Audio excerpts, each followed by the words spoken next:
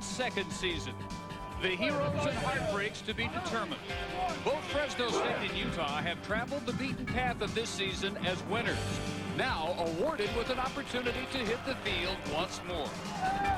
It is the time to carry their conference banner, and for one, to finish the season as a champion.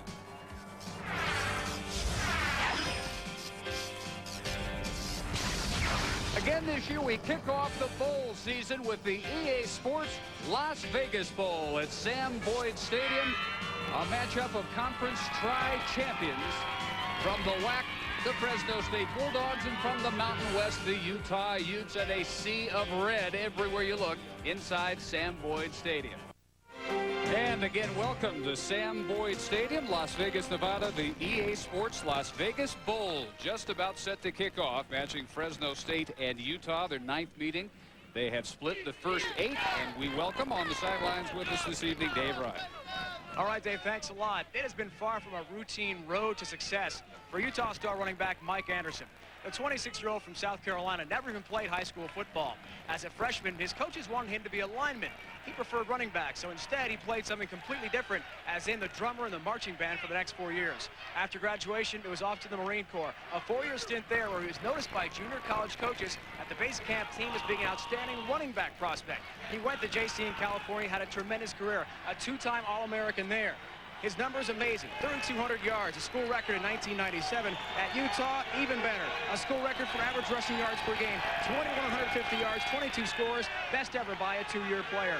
But guys, leadership is the most important thing with Mike Anderson. He won't say a lot during the game, but because of his stint in the military, his players have the ultimate respect for him. When he does talk, he has got their attention. Mike Anderson, the E.F. Hutton of the Utah Utes. Ron McBride, certainly in the modern era, the most successful coach the Utes have had. His 10th year, second winningest coach all time, 7 straight winning seasons he has brought to Salt Lake City. And Pat Hill, an understudy, he played for Ron McBride at Cal Riverside, coached with him at one point, and then after 6 years as an assistant with Jim Sweeney, now in his 3rd year as the head coach of the Bulldogs, and he has brought them to their first bowl in 6 years as tri-champions of the Western Athletic Conference. Utah, tri-champs of the Mountain West Conference. That split last year, leaving some bruised feelings all around. Some think Fresno State should have perhaps more momentum and more motivation because of that. The opening kick returned by Paris Gaines for big yardage. To the 47-yard line, he brought it back 31 yards. The Fresno State offense led the league 33 points per game. The trigger man, Billy Volek, 4th rated passer nationally, 30 touchdowns. Ward and Gaines, both big backs, around 220. Rodney Wright, the top receiver, first team All-WAC with 68 catches, better than 1,000 yards. Smith, the other wideout. Brandstetter is the tight end, and up front they're led by a second team All-Conference selection, Rob Cottrell, a 300-pounder. They open with an empty backfield and a quick toss outside for Charles Smith for a couple of yards. Utah defensively led the Mountain West, the stingiest in that league, less than 18 points per game.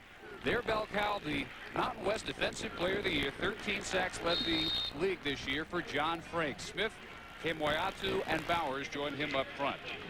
Linebackers feature Howard Christensen, a junior from Provo, the second leading tackler, and the secondary features his identical twin brother, Kimball Christensen, about 25 pounds lighter. Their coaches say they are worth their weight in gold. Paris Gaines stuffed up the middle. As he reached midfield, Kautai Olavao with the contact from strong side linebacker. So from that point, Bulldogs looking at 3rd and about 7. We told you how busy T.D. Croshaw has been the last couple of days. It's been a couple of busy months at the Volek house. His daughter Morgan, born November 24th. So he is adjusting to life as a parent, as Croshaw adjusts to life as a newlywed. To the air and right on target at the 36-yard line is Rodney Wright. He's got a Fresno State first down, a gain of 15. Billy Volek says that the addition of his lovely daughter Morgan has changed his life, allowing him to be more focused, if that's possible. This young man's been focused for 3 years. He started off with a perfect out-cut throw, one of the more difficult throws in football, defended by Jay Hill, but really that one's impossible to defend when it's thrown that well.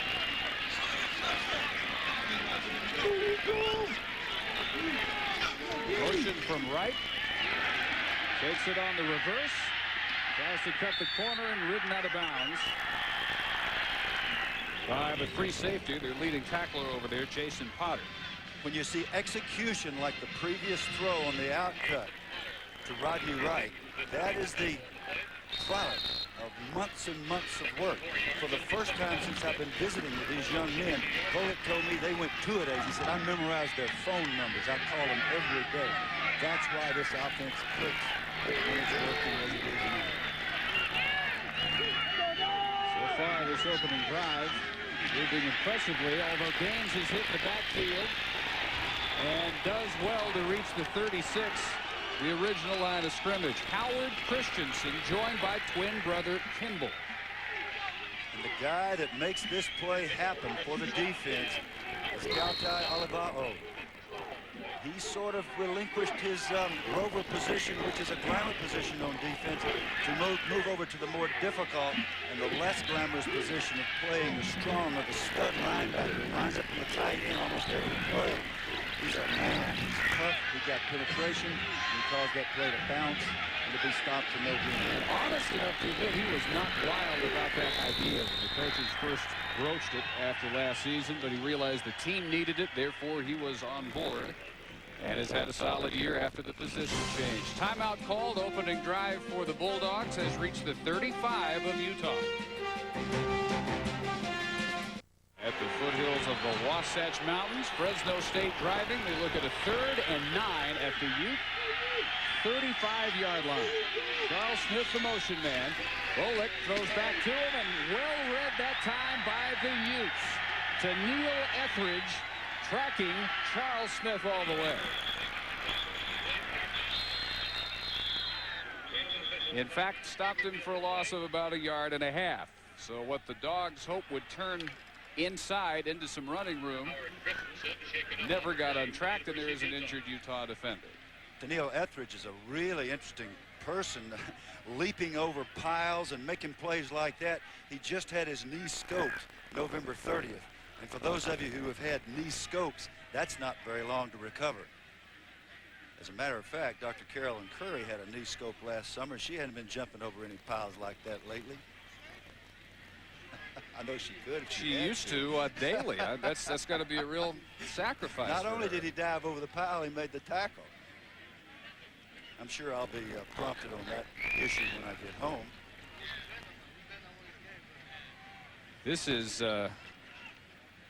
Howard Christensen, number 19, the rover, who is just now making his way to a seated position.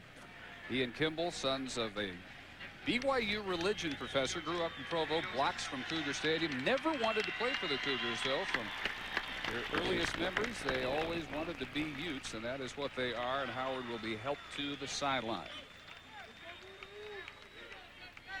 Missed all of last year after elbow surgery and bounced back with a big 1999 season, their second leading tackler on the year. These two Christensen guys also carry 4.0s in the classroom.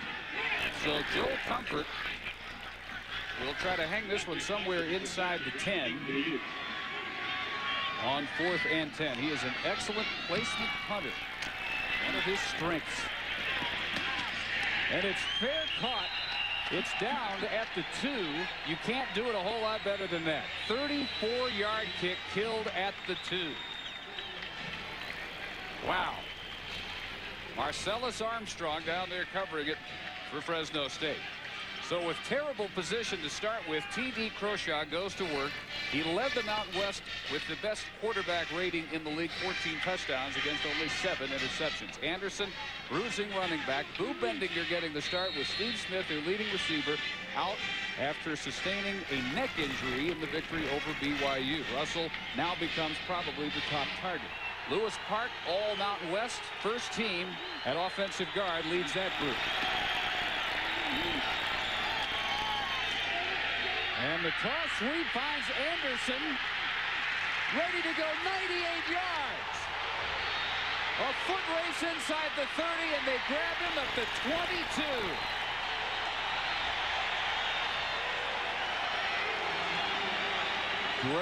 Great work by the up front guys. When you give a back like this a big hole, Lewis Park, whom they feel like is their best lineman, number 76, the left guard, comes off this football, pulling to the outside, leading up inside. Actually, all he did was getting away. Mike ran right by him. Great job by Mike Anderson, one of the most impressive young men we've met this entire year. I asked him what's tougher, football or Paris Island in the Marine Corps. He said, it's not even close, Paris Island. Lawrence Deck chased him down. A 76-yard burst with the first play from scrimmage for the Utes. Good, that's good. Croshaw's first pass, a completion for Cliff Russell, who was up the sideline and inside the 10. They'll mark him out of bounds, and it's 1st and goal, Utah. 13-yard pickup. Bulldog defense back on their heels early. Alan Harper, first team all-WAC, leads the defensive line up front with Johnson, Lockhart, and Battle in the 4-3. Tim Skipper, 5'7", 200 pounds, but he's a middle linebacker. He's the smallest middle linebacker in the country. In their secondary, Anthony Limbrick, first team all-conference, led him with 3 interceptions. Beck, Fox, and Williams, the other DBs. Anderson took one play to catch his breath after that 76-yard sprint, and now tripped up after a pickup of 1 by Tabidi Lockhart. So T.D. Croshaw began the year backing up Darnell Arsenault. Arsenault injured with a concussion against Wyoming. Last 2 games of the regular season, Croshaw engineered victories, and of course the big one, the 4th consecutive time they've gone into Cougar Stadium and come away with a win from BYU's home team. Unheard of.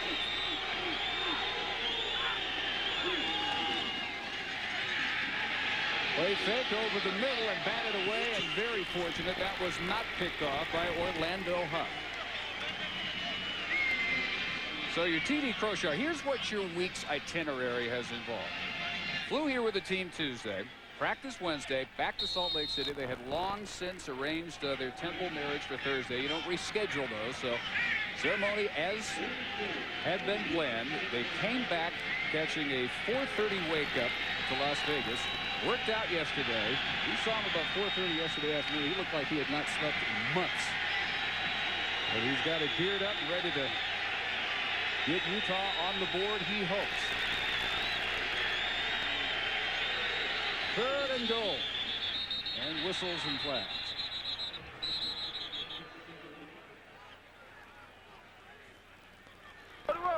Prior to the snap, game on the offense, 5 yards, repeat 3rd down.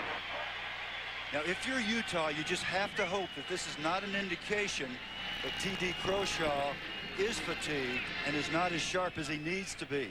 A delay of game in a situation like this is really a serious mistake. There's a whole lot of difference when you get inside that 20-yard line and being on the 8 and being on the 13. That's where they are, but of course still goal to go. From the gun, steps up, didn't feel the heat, and down he goes at the 16. Justin Johnson, sack leader for the Bulldogs, and he's got his 6th of the year. Justin Johnson, not the most publicized member of this defense, but the quickest perhaps off the ball. Good explosion. Calfusi has trouble with the outside rush. That's been something that's plagued him all year. He's going to need some help with Johnson today, or this is going to happen again and again. So they'll try a 33-yard field goal. Cletus Truey didn't kick that many during the year. Fairly accurate, though. 6 of 9 with a season best effort of 46. Blocked. Middle of the line. And a big return. The Bulldogs take it all the way up the side. Peyton Williams, untouched. 87 yards.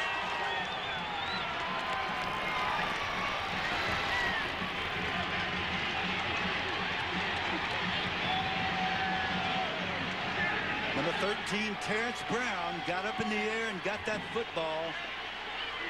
That's a habit that the Fresno State special teams have cultivated this year. They've done a marvelous job. That's his third block of the season, and this time it bounds right into the hands of Peyton Williams, who takes it the distance. First huge play of this football game that resulted in points. Certainly Anderson's run could have been a huge play for Utah. Jeff Hanna for the extra point. Not the first huge play. A 76-yard run on the first play from scrimmage by Mike Anderson. Wasted. Utes not only don't score, they give up 7 on the block field goal return by Peyton Williams. In the middle of the line right there, celebrating. Well, he should. Terrence Brown.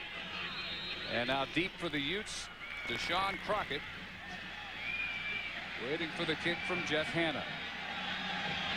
Patrick Dyson also back deep. This is where they really miss Steve Smith. Utah has one of the top return games in college football this year, but the main cog is having to sit out because of that neck injury, Steve Smith. They figure to miss him in every kick return situation and from scrimmage as one of their top receivers as well.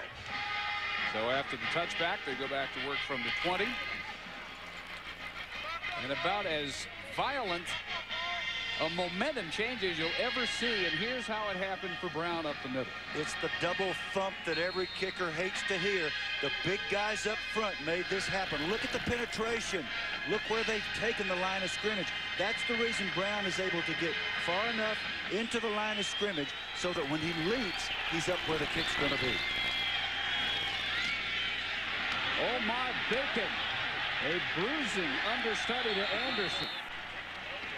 Highly recruited out of Tucson, Arizona a few years ago, and 14 yards for Omar Bacon right up the middle. Every year, Pat Hill concentrates on trying to pull off special teams plays just like the one you just saw. This year, 3 block punts, 4 field goals, 3 returned for touchdowns. They threw in a block PAT as well. A little bit of the Virginia Tech formula, which has worked so well for so many years for Frank Beamer. Bacon with the marker down, limited to a short gain on the sweep by Lawrence Deck, the right corner.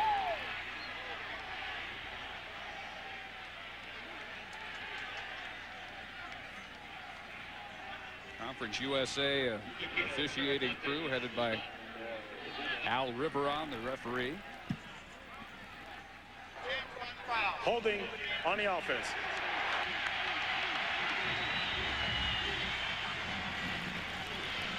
Penalties of focus for veteran coaches like Ron McBride.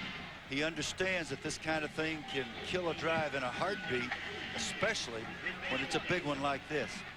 When you're out on the outside there, you're not going to get away with much because that side judge is going to see that outside arm up virtually every time. So they now look at 1st and 22.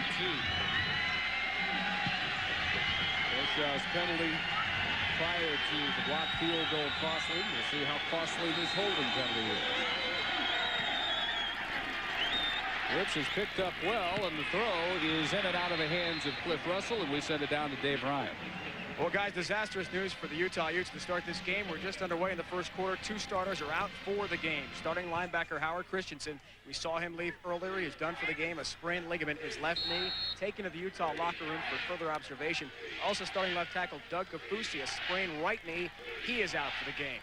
Bad news for Utah to start this game off. Yeah, I'll say.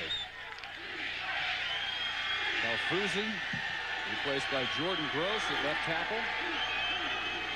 Howard Christensen probably even tougher to replace as one of their key linebackers. On 3rd down, batted away. What a nice defensive play at the last instant by Curtis Edwards that time on the ball intended for Donnie Utu.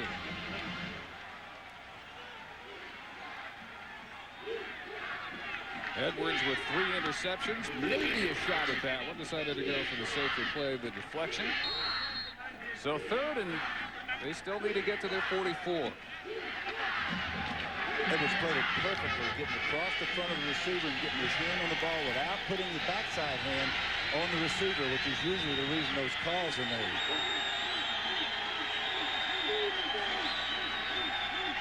Roshaw hanging one deep for Russell. Makes the adjustment. Mid-pattern holds it in. All the way to the 39 of the Bulldogs. I'll tell you what he did right there. He took a shot to the chops. He took a serious hit from Tabiti Lockhart. Stood in there, stepped up. He's a tough guy. He's a coach's son. He understands this is what a quarterback has to do. That does not feel good, folks, until Russell goes up and brings this thing in. Then it feels real good. Even those stitches in the chin don't feel so bad. Good job by Russell following the flight of that ball, because he had to change directions a couple of times after he turned around. They've had two big plays. 76-yard burst on their first snap from scrimmage turned into the block kick. Now they try and get something out of this long pass to Russell. Normally, Dave, defenses kind of dominate. When you hadn't played in 30 days like these guys, you don't see offensive explosions like this very often. This is fun. Motion from Boot Bendinger. Steve Smith's replacement. Anderson gets outside. Shows how you do the stiff arm maneuver against Anthony Limbrick. Fought him off with the stiff arm and got about 5 extra yards before Lawrence Deck finally brought him down. 26-year-old ex-Marine. You have to pay attention to whatever he does and whatever he says, and the Utes do, in fact, try to soak up as much leadership as they can from Mike Anderson. Just sitting in the room with him and his teammates yesterday, the way they looked at him, you could tell. This guy's a Marine. Yes, we listen. I think training camp's tough. Let me tell you a few stories about Somalia. He can do it. Turn back. Huge hit by the nose tackle, Tabiti Lockhart. He is not that much bigger than Mike Anderson, but he turned him into a rag doll at the line of scrimmage. Well, he's 280, David. I would say that's that much bigger. I might even disagree with you. One of the rare times that I would question. Watch this pop right there. That will do Marine camp and then some. Tabiti's having a big game. He's really giving Lewis Park all he wants on pass protection and in the run game. They hadn't blocked the big guy yet. Put it this way, made a 230-pounder look like a 190-pounder. Yes, indeed. So they need two. Anderson looked for the cutback alley, none there. Tim Skipper, the 5'7" middle linebacker, 200 pounds, soaking wet, got to the gap and closed down Anderson. And Tim Skipper looks like a munchkin out there amongst all the giants, but when he plays football, he doesn't play like a munchkin. He runs inside out. They protect him, keep the big blockers off of him, so he can do what he just did. He made that play behind the line of scrimmage, and now they're going at 4th and 2. Rather than try about a 49-yard field goal. Roshaw rolling. Decides to keep. Too late. No room. Skipper again, and Vernon Fox as well up from free safety. We've had big offensive plays. Now we had 2 big defensive plays in succession. Skipper on the first one, tackle for a loss, which causes them to have to throw the ball. It's a long 2 yards, so they sprint out. The secondary does a marvelous job. Everybody's covered, and Pat Hill is real happy with that. Pat ripped the seams in both those shirts he's got on. He's an old lineman. He likes that stuff. Bulldog defense survives 2 big plays by the Utes, still leading 7-0. Slung down Harris Gaines. You cannot read the screen any better than Richard Seals just did. Richard Seals is one of those players that the coaches wish would play full speed all the time. When Richard's full speed, as he was most of the BYU game, he's a war daddy. Maybe he's going to turn it on for a whole game today. When he does, he's a force to be reckoned with. Well, you saw 9 sacks by a guy who doesn't start. Shows what he's capable of when he's in there. He's a backup nose guy. Rolick ready to go deep for Smith. Some pushing and shoving at the end of the pattern, and the flag comes out. Yes, good call. Good call by the official right on the spot. Tennille Etheridge, the man that had the coverage of Charles Smith. And the sad thing for Tennille is that he didn't have to do it. On the defense. Pass interference on the defense. There's the call. Tennille's running stride for stride with his man down the field here. That's Charles Smith. He's got him right where he wants him. You don't have to put that little shove on the shoulder pad. They'll call it every single time. One thing that Etheridge may be dealing with is a little bit of rust, having not played not only in the last 30 days, but prior to that when he had the knee that required the scope. And that operation happened just about 3 weeks ago, November 30th. Etheridge with the goal in mind of recovering in time for this game, December 18th. Sure enough, he is out there. And they move it to midfield after his pass interference penalty. Wide receivers one in front of the other, left and right. And the throw out to Rodney Wright, incomplete. Incomplete. Andre Dyson over there providing the coverage. Knows what's happening when that quarterback raises up and turns to the sideline. Well, it just does get the snap in time. Charles Smith with the reverse. Or about 5 or 6. West Tafunga stringing it out from middle linebacker. Interesting hearing Fresno State talk about how it is they are so efficient offensively. Andy Ludwig, their offensive coordinator, says the biggest thing is we try to keep the passing game real simple. We don't put him in positions where he's got to make a lot of high-risk passes, and that's how you can get through an entire year with only 3 interceptions. They also make half their third down conversions, second only to Georgia Tech nationally, 50%. Another reverse, right this time, and strung out for a loss. Reverses so far just not happening against the Utah defense. Tafunga again, as well as Kimball Christensen. So 4th and 4.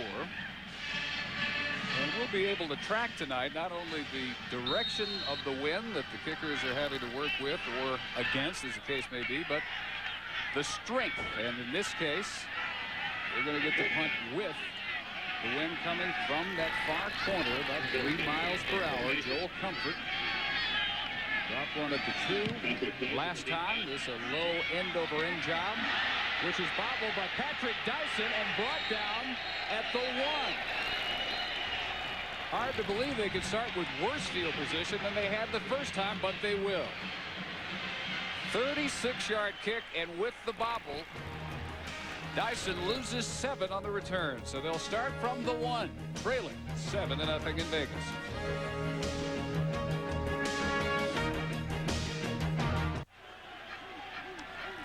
Boy, guys, been up against it. T.D. Croshaw starts drive from his 2 and now from his 1. Well, all you got to do is run 95 yards again. Hand it to that 88 or however far he ran last time. Number 22, that play worked pretty well, 76 yards. I bet they hand it to him again. Not yet. This will work just as well, though. Boo Bendinger. Nice cut back at midfield. Bendinger still going to the 32 and a marker down at the end of the run. Lawrence Deck again makes a touchdown saving tackle. This play 65 yards. But with a marker to sort out. So, Bill, they are at their most dangerous when they are the farthest from the goal line. Don't dare bottle these guys up. Illegal block in the back by the offense. Well, that's going to cost them a little bit of that lengthy gain, but it's not going to negate a wonderful play here by everybody on the offense. Good protection, a nice throw, and Boo Bendinger gets after it with beautiful open field moves. We told the coaches, you're really going to miss Smith, and they said, I'll tell you what, we got some other good players. Boo Bendinger's going to move outside, and he'll take up the slack. Well, that's exactly what Boo just did. This his 4th start, but his first at the wideout spot. He's normally a slot receiver. Steve Smith on the sideline watching. Huge hole again. Anderson. Mike Anderson for a first down, a rumble of 11 yards. Get ready. Good to have him back for his senior year. Great weapon. Leader out of L.A. Anderson slices it back across the middle. Deck, the only man with an angle, can't catch him this time. 34-yard touchdown, Mike Anderson.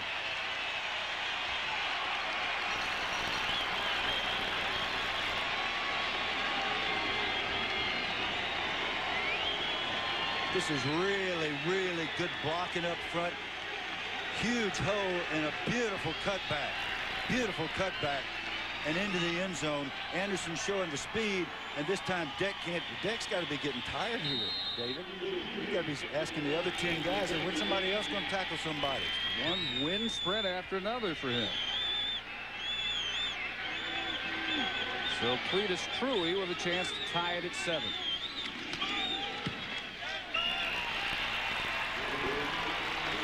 So Utah, a 99-yard scoring drive. Anderson capped it off from 34 yards out. Bendiger got it started, though, with his terrific catch and run, and we're tied at 7. 3:51 to go, first quarter. This is what you'd expect. You get two teams with whack histories together. A honeymoon in Vegas. And you could just tell as we showed them returning to the Las Vegas airport yesterday morning, the first thing every woman wants in the morning is a camera right in her face at 6:50 a.m. Especially when she got on an airplane at 4:30 without makeup. Good sports, though. Our congratulations. Derek Ward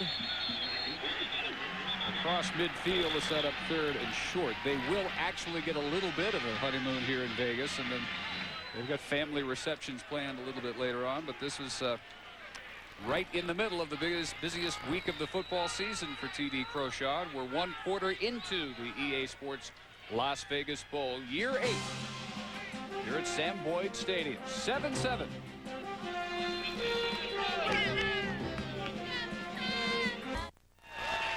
Bulldogs happy to be at their first bowl game in 6 years. They look at 3rd and a long one from the 49 of the Utes. And Derek Ward, I don't think got the first down. He got hit immediately by John Frank, the Mountain West Defensive Player of the Year. Big John is a good singer. He's also a heck of a football player. He takes the toughest guy on Fresno's team, Chad Eade, and flat stones him right here. Just knocks him in the backfield. This is the way you play defensive football. Number 93, the right defensive end, Chad Eade. Now, that's not a little guy he hits there. He drills him. No chance for the first down. Now they are forced to go for it on 4th and short, and you can bet they won't run it in. Hit at the line again, but did Ward continue past the first down marker? And I think he may have. First contact this time from the stud linebacker, Olivao. See where they mark it? Just eyeballing it, it's right at the chain. They may need to measure it.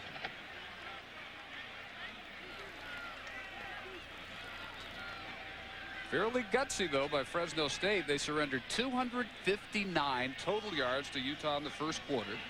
They don't get this. They turn it over at midfield in a 7-7 game. They had confidence in their power backs, and they come up short. But Dave, I didn't get time to tell you that I didn't like that call. And it makes me look like a second guesser to say after the fact that I think that was a poor decision. But that was a poor decision, especially when you got a guy like Frank who's drilling folks in the backfield and a guy like Olivea coming off the backside. They're just dominating the game. The big outside people. Olivea lines up on the tight end. Frank lines up on the defensive end, and they are stoning folks now. They really are. Not a good idea to give this offense the ball back at midfield. Haven't stopped them yet. Blocked field goal return produced their only touchdown for the Bulldogs. Anderson weaving outside for a pickup of about 5 yards, chased out by Curtis Edwards.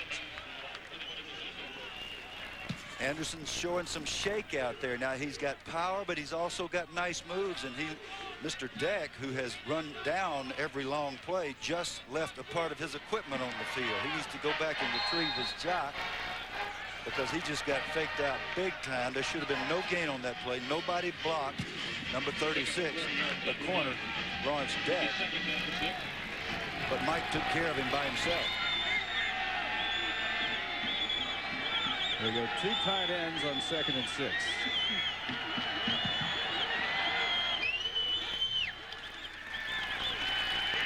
They fake by Croshaw. Right into the waiting arms of Dante Marsh. Still going on the return to the 46-yard line goes Marsh, a 16-yard return. Croshaw may be hurt. Second turnover by the Utes. There was confusion on the route system here. Receivers running into each other. A very anxious moment for young Kirsten, and she knows a lot about this stuff because she's an assistant trainer. All right, here comes TD. The receivers are running together. A big route mistake and just simply an overthrow. Scott Price was open and TD just overthrew him for the interception. Croshaw apparently shaken up as he landed. They fake the reverse one way, and it's Smith. Caught for a loss, not buying the fake for a second, Andy Bowers. A very mixed bag for Andy right there. As a defensive end, his job is to hold his ground and catch that reverse when he comes back around, which he did. But he must do it without grabbing the face mask. Face mask, 5 yards from the end of the run. Replay, first down. Now let's watch the end of this interception thrown by Croshaw. Landed awkwardly on that right forearm or wrist. And as a result, as they're checking on TD Croshaw, Darnell Arsenault, who's been the starting quarterback most of the year until he suffered a concussion against Wyoming, he's getting loose. Oh, that drilling Rodney Wright. Inside the 40. Where they'll still need about 3 for the first down.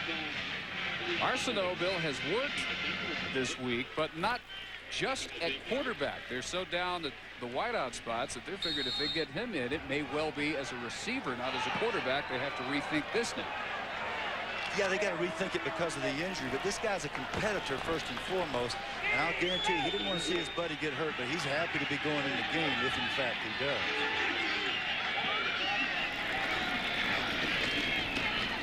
On the 2nd and 3, it's Gaines. Somebody ran out of the shoe. I think it was Paris. Gaines does gain the first down to the 34-yard line. Andre Dyson. Arsenault got the concussion late in the year. TD Croshaw came into the game and won 3 out of 4 starts, including the big win at BYU. Here are their numbers. The record as a starter, 5-2 for Arsenault. Completed about half his passes, 1,300 yards. Eric Ward in as the setback. Rolick the fake to Ward. And the deep ball is too deep, overthrown in Charles Smith. And Dave, that was a very calculated thing by Billy Volick.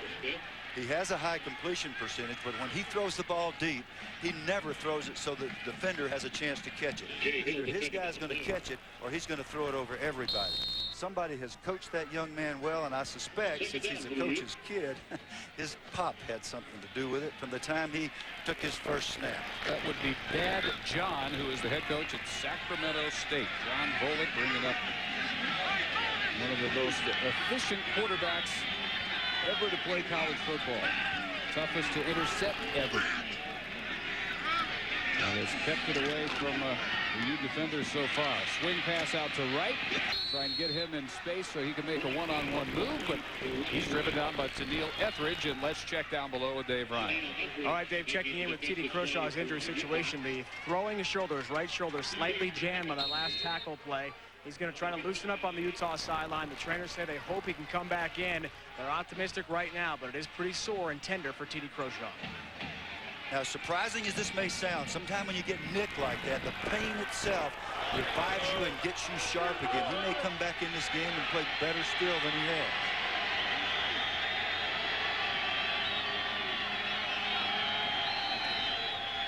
Roll it, no pressure on 3rd and 8, and incomplete. Etheridge slicing over there in front of Charles Smith just as the ball arrived. May have had a finger on it.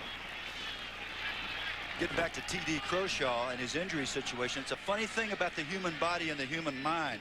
When you get a sudden jolt of pain like that, if you've been a little lethargic or fatigued, adrenaline and all kinds of other stuff starts spewing through your system, and suddenly you're alert and you're ready to go. So you have to hope, if you're a Utah fan, that's what happens with T.D. This is a 48-yard try by Jeff Hanna, his longest this year, just 37, and this one is no good, wide left. So we remain tied, Utah with every conceivable advantage except on the scoreboard. Memorable postseason last year, and we start the 1999 postseason today officially with the kickoff game again in Las Vegas. EA Sports Las Vegas Bowl. People in a holiday mood on the Strip and out here on the edge of town. It's 3rd and 5 after the timeout for Arsenault and the Utes. And a pass complete right at the marker for the first down is Donnie Utu. Where they mark him, though, draws a loud groan from the fans over there on that side. I'm not sure if they're going to appreciate the spot or not. It looked like Utu got right where he needed, I thought. More good news for Utah.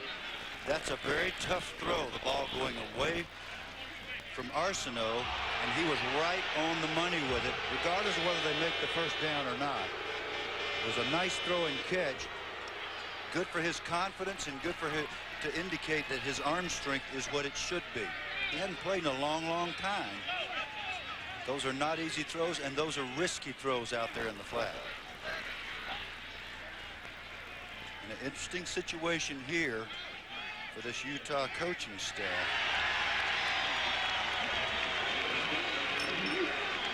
Took an awful long time to figure that out. Arsenault trotted over there. He might have done a little lobbying, not to insinuate, Dave, that he had anything to do with the decision. Of course not.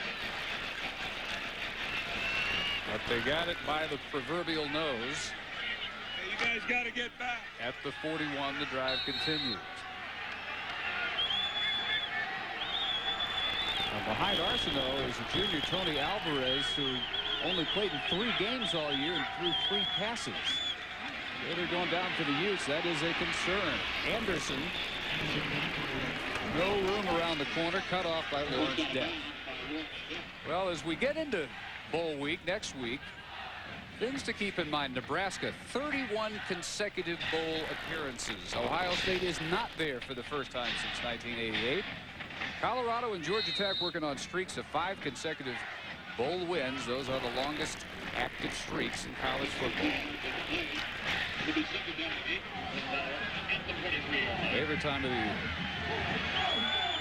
Football season, a lot of people wish culminated in a playoff, and we've seen how fun that is at the Division II and the Division III level, but there's something to be said about miniature championship games being strung out all over the country like this one here in Las Vegas. Well, it's wonderful for coaches and players. Players aren't always so happy if the coaches turn it into another spring practice, and sometimes, I don't know, the coaches aren't interested in their players having fun, but it's a chance to improve the young players and really get a lot of fundamental work done. And then when you come to a community like this, it's an awful lot of fun with all the events and things until you get close to game time. Then everybody gets to play. Arsenault backing out on 3rd and 6 over the middle for Russell. And Arsenault very sharp as he comes in for the injured Croshaw on 11-yard strike to Cliff Russell. And Frank Battle, number 96, got him a shot in the sternum now, and the protection continues to be an issue, and you got to be pretty courageous to play quarterback for Utah today. But Arsenault is certainly up to the task. Here comes battle number 96. Arce knows exactly what's going to happen. Releases the ball right on time to precisely the right spot. Good timing route with him and Russell. Russell, with the injured Steve Smith not available, should be the favorite target today for the Utes. Arsenault showing the scrambling ability now, and he keeps for 4. Whole different dimension than what they get from T.D. Croshaw. Yeah, he was 5-2 this year, but his overall record is 11-2, Dave, and that is impressive. And this that we're seeing right now is the first time-consuming drive of the game. Keeping that Fresno defense on the field for a while, maybe trying to slow down some of the blitzes and pressure that they love so much. Maybe they come with the blitz this time. It is picked up. And Bacon sprints right up the gut to the 26-yard line. A gain of 15. Boy, between Anderson and Omar Bacon, that is quite a tandem coming at you. Number 48, Chiaramonte, coming off the corner in that patented blitz of the Fresno State defense. This time it backfires because he's kicked out. He's not able to make the play. You see him coming from the bottom of your screen. Just a little bump on him right there. Good job by Lewis Park. And that's enough to get the big back loose again. Bacon, senior from Tucson, came out of high school, expected to be somebody's lead back for 4 years. That hasn't worked out, but he is a nice compliment to Anderson. Movement that time by the tight end Scott Price, number 81. Both these teams, and this is surprising to me. False start on the offense, 5 yards, reflect first down. Very surprising with the disciplined kinds of coaching staffs that they have, and especially with McBride and Hill being old O-line coaches, as I was. There are a lot of procedure penalties. Very often they jump off sides or move early. That's a surprise, and that's something they'll be working on in the offseason and in the spring. Count on that. Do you chalk that up to the month layoff at all? Well, maybe for the first series or two, but they had the problem during the season, late in the season, watching their tape. So 1st and 15. Bacon.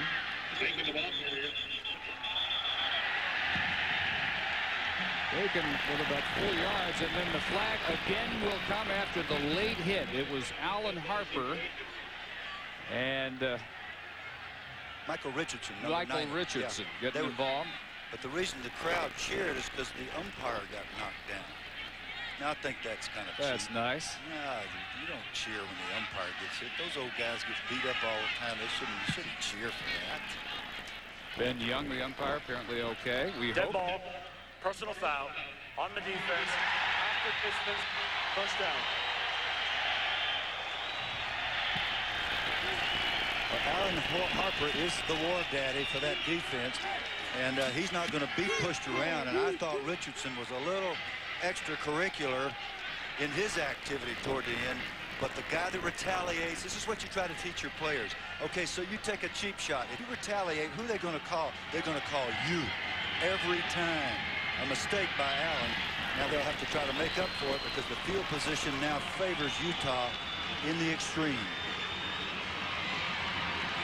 Utah is only 94% scoring inside the 20 this year. And Dave, listen to this, 77% touchdowns, 24 out of 31 times down here this year. They've taken it in. That's the best I've seen all year. Look at that, 16 yards per first down because of a 76-yard run and a 67-yard pass, both of which occurred on first down from their own 1 and their own 2. Marker down at the end of this no-gain run by Anderson. I told you this was going to be a rock'em sock'em game, but these officials are making a statement to the players right now. You're not going to get out of hand. We're going to flag you. Holding the offense.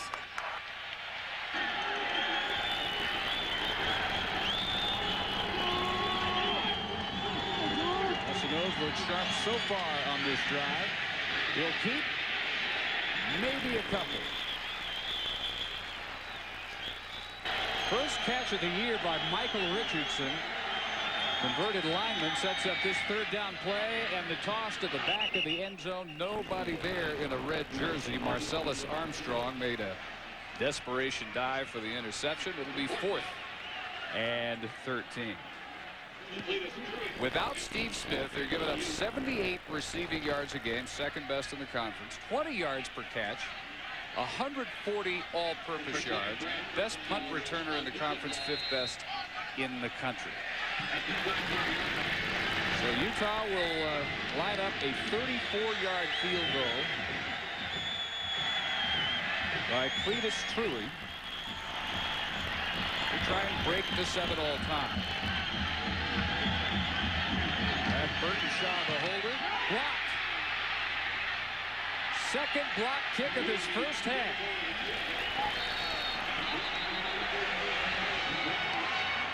Special teams bailing out the Fresno State Bulldogs. And we're still tied at 7.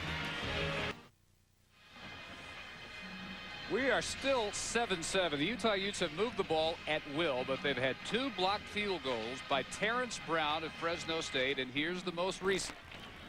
And here's the reason. We have a line of scrimmage right here. Terrence should have to jump from somewhere in this region, but he doesn't do that. Look where he leaves his feet. He is well into the line of scrimmage, and that's the work of the big guys who knock them back. Yes, Terrence has 2 blocks, and he has a good vertical jump, but more importantly, the big guys up front are knocking the offensive line of Utah so far back, he leaves his feet at the line of scrimmage. Should never happen. Volek going to work, and nice open field movement by Rodney Wright. Exactly what that play is designed to do. Get him out there, make a one-on-one move, and get 18 yards out of it. They're now taping the right ankle of Darnell Arsenault, who's in there because T.D. Croshaw sustained a shoulder injury. And they will reevaluate T.D. at the half. They have not yet ruled him out for the second half.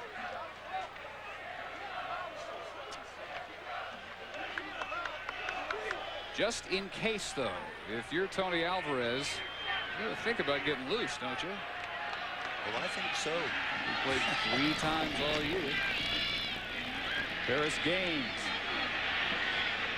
just bounces right off the headlong collision from Patrick Dyson.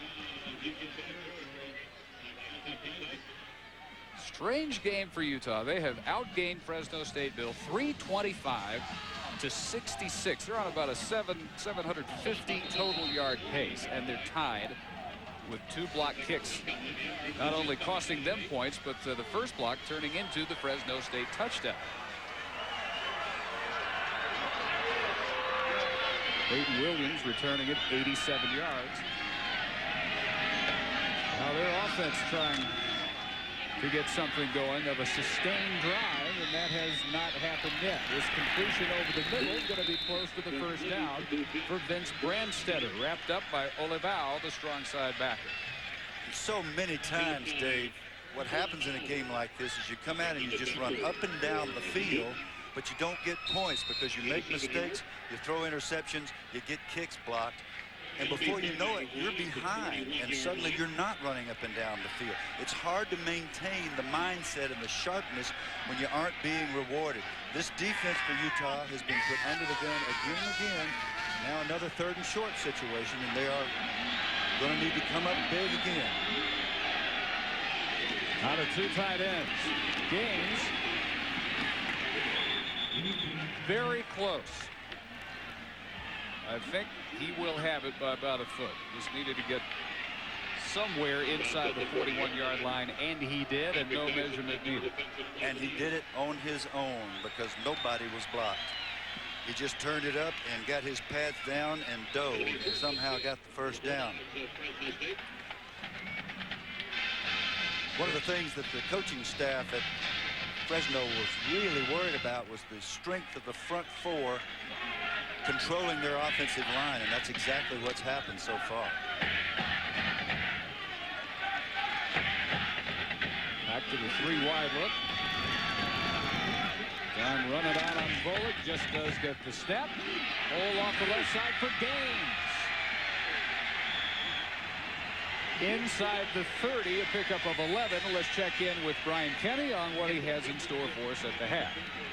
Dave, coming up on the Dodge halftime report, we've got the world of football, college football, D3 national championships, also 1AA and the NAIA getting some respect. Of course, the world in college basketball on a Saturday in the NFL. John Makovic will join me then and talk about Kansas City in December. Gentlemen.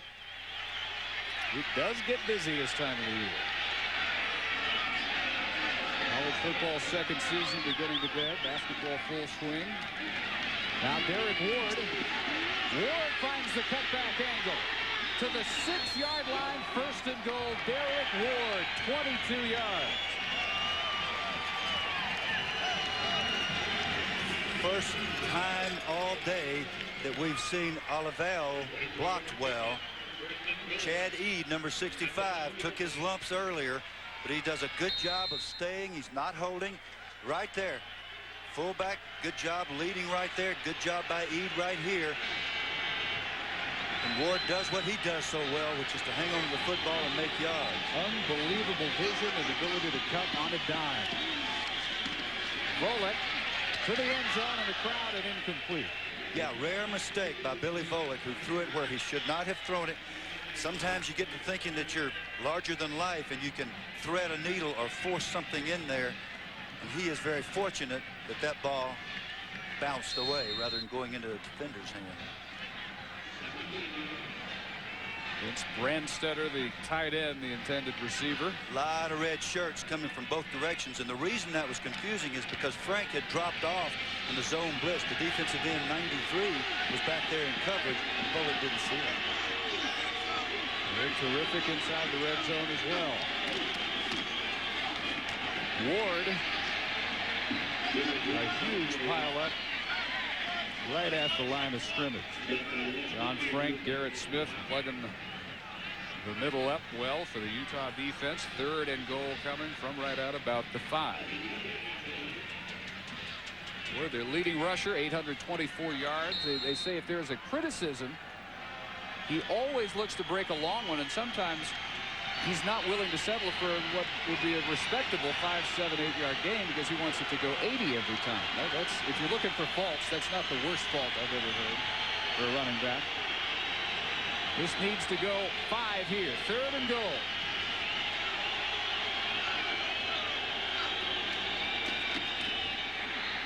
Ward had to turn back. Terrific penetration by Olivelle. Caltai Olivelle may not be playing a glamour position, but by golly, he's turning it into a lot of attention for himself because he's in the backfield all the time, knocking people down. He's got 5 tackles unofficially. Big number 43 with legs like tree trunks, moves them awfully well. Unblocked again, just running slap over blockers. Everybody, anybody gets in his way.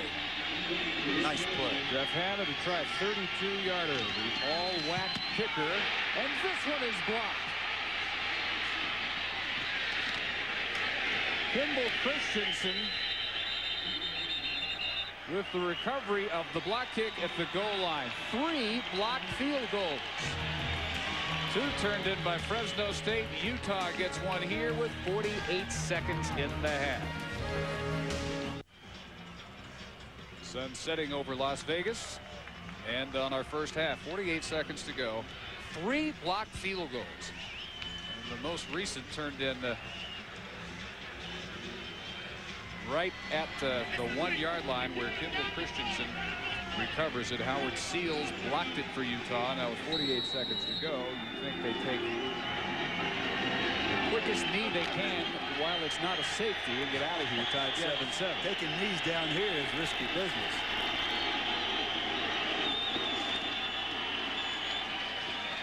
What a strange half. Utes have outgained the Bulldogs by a 3-1 margin. And with 325 total yards, only 7 points to show for it. Yeah, it's been all about blocks, and furthermore, a brilliant play. If you wonder what 4.0 students do on the football field, Kimball Christensen will show you. Now, this is blocked by Seals. Right there, number 87 blocks it. Here goes the ball. It's touched by Caltai. Christensen sees that. Had it not been touched, the ball would have just rolled free. Christensen alertly falls on the ball because once it's touched, after it crosses the line of scrimmage, it is a live ball. And had a white shirt fallen on it down there, it would have been a touchdown or very close to a touchdown. So a brilliant play by Kimball Christensen. So the end of the half, and Pat Hill's got to feel like he has been dominated in every way but the scoreboard. 7-7 in the Las Vegas Bowl at halftime. Deshaun Crockett, Patrick Dyson both deep for the Utes. Not much to show for their ability to march up and down the field. They did get the touchdown by Mike Anderson, a 34-yard scamper. So we start over. Hanna drives this one to Dyson, who muffs it, picks it up, muffs it again. Finally, Crockett with a nifty spin move and out of bounds at the 12. All that for 8 yards on the return. We check in downstairs with Dave Ryan.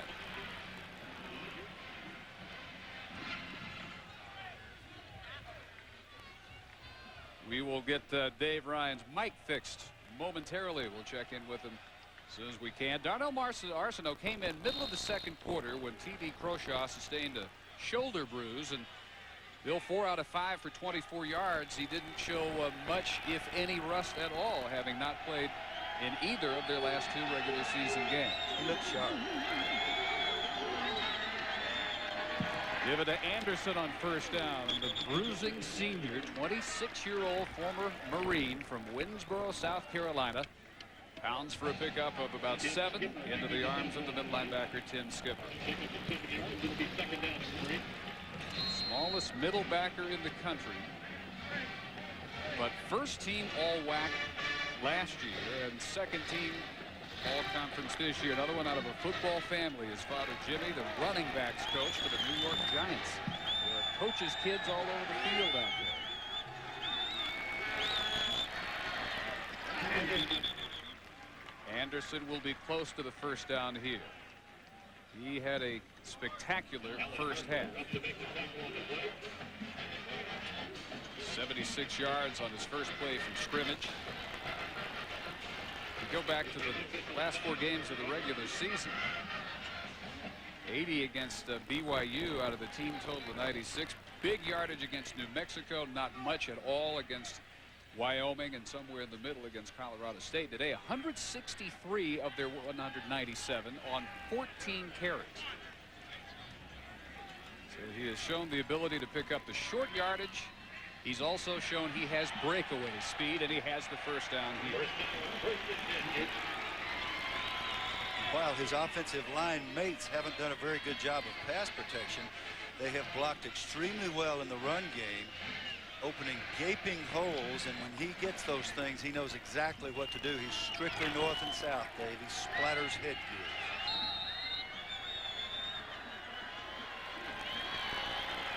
First down from the 23. Arsenault posting one up. Incomplete, overthrown, intended for Boo Bendinger. Arsenault's pass.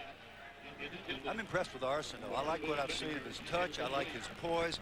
Everybody talks about his mobility. We really haven't seen that very much, Dave. But if he gets in trouble, he can create on his own, meaning he can move in the pocket or explode out of the pocket and run for first downs. And that's something, that's an advantage that Croshaw does not give his team. He and Croshaw both juniors, so they come back for one more year. They should be pretty well set at quarterback in 2000.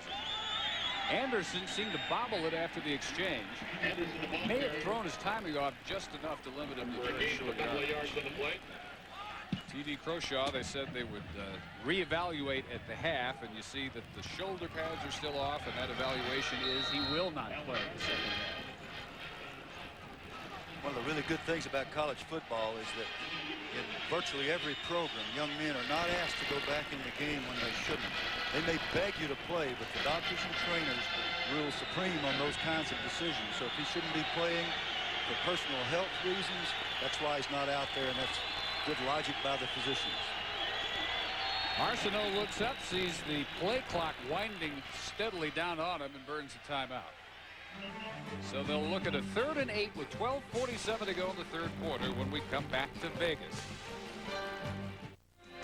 Well, just a couple of months from now, we'll be right back here for the ESPY Awards, which move to the MGM Grand here in Las Vegas in February. Arsenault had to call time. He looks at 3rd and 8 with Russell, Bendinger, and Utu all wide right. Anderson by him in the shotgun. Arsenault, the out pattern is caught and full stride by Donnie Utu near midfield. 24-yard strike.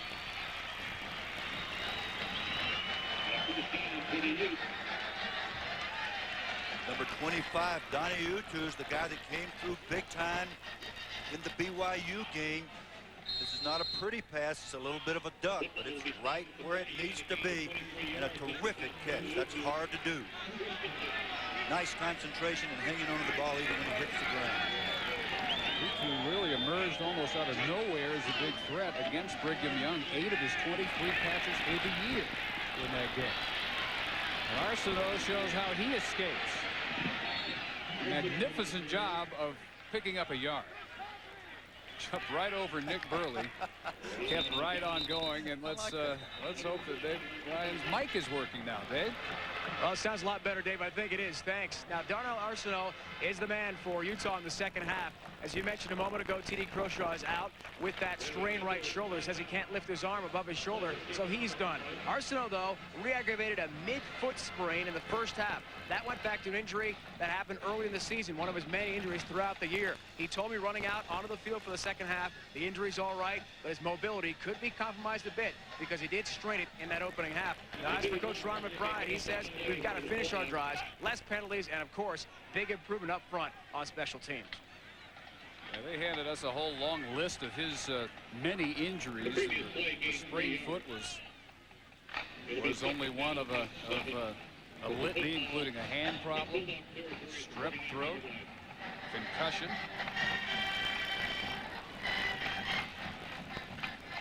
There is injury right there in the middle of the Fresno State bench, and it's Tabiti Lockhart, the nose tackle, that they're checking on. So many times you come into a bowl game and you lose just a little bit of conditioning, and the guys aren't as sharp as they normally are, and the injuries really do mount. Not unusual. So for the moment, Grant Harrington is the nose tackle while Lockhart gets an evaluation. Injured at the end of that scramble by Arsenault. There's Harrington, sophomore from Azalea, California. Much smaller, just 5'11", 260. Give up some size now. 2nd and 7. Anderson hit at the line.